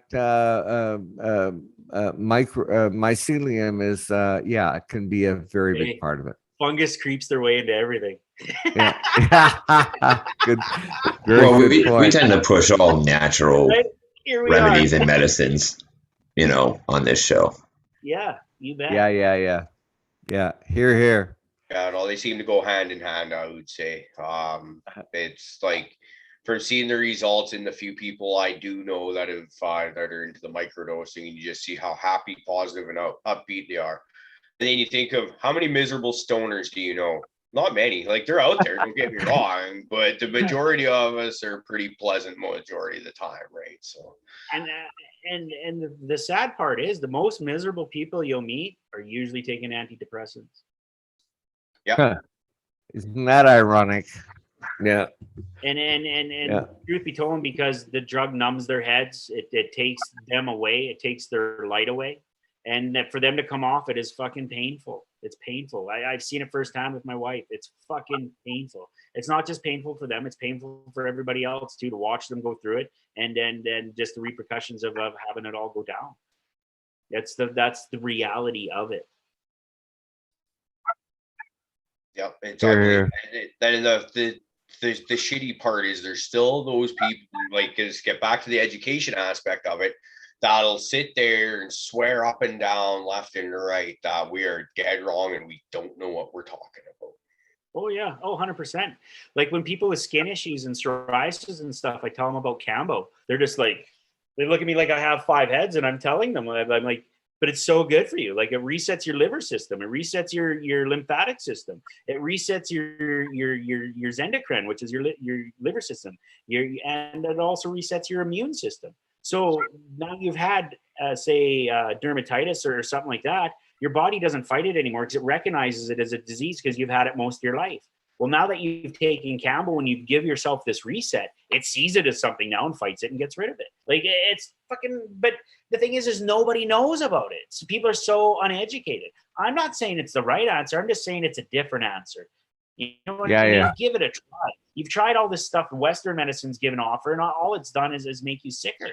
Like I had on my leg once, the nurse at work, what is it called? It was cellulitis, and it's really sore. It almost, I thought it was allergic reaction or something I was having. It was a sore on my leg. It was swollen and hard to touch. And she's like, "Oh, you should probably go to the hospital. You can die from that." I'm like, "Okay, man," maybe being a bit stubborn. I'm like, "Okay, well, I read up on it." And I started treating it with oils. And within 2 weeks, I had it gone, totally gone. And she looked at it. She's like, she goes, "I told you to go to the fucking hospital." She's like, "But you did it with oils." She's like, I don't think you could have done it that fast with normal medicine. She's like, that's unreal. And I'm like, yeah. And all it was like fucking super concentrated fucking essential oils in capsules. It was all I took for 2 weeks. Gone.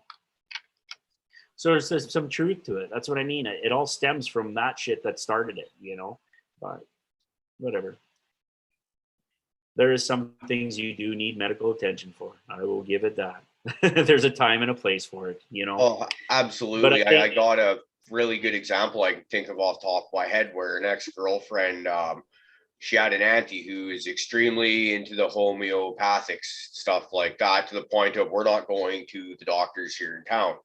Well, her son got extremely sick. I can't remember what he had, but he just about died because of this.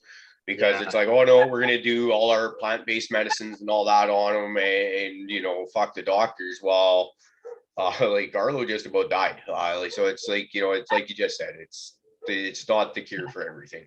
No, it isn't. I truly believe in plant medicines and good diet to keep your body good and healthy, right? There's antibiotics for a reason. There's certain things that probably do need to be killed in your body. But in that same note, though, I am a firm believer, maybe go see the doctor, get a diagnosis, but don't run to the drugstore with that prescription. Go home, do some research, try to do some natural home plant remedies, right? I'm not saying like try it to the point where you're on your deathbed, but give it a few days and maybe you're going to see it turns around for you without putting that other toxic shit in you.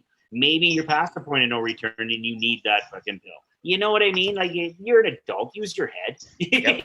Yeah, I totally agree. Go get it. Go get a scan. Antibiotics, and what a lot of people don't realize is antibiotics are really just synthesized versions of natural compounds out there. Yes. But is penicillin anybody? Guess what? That's fungus. That's right.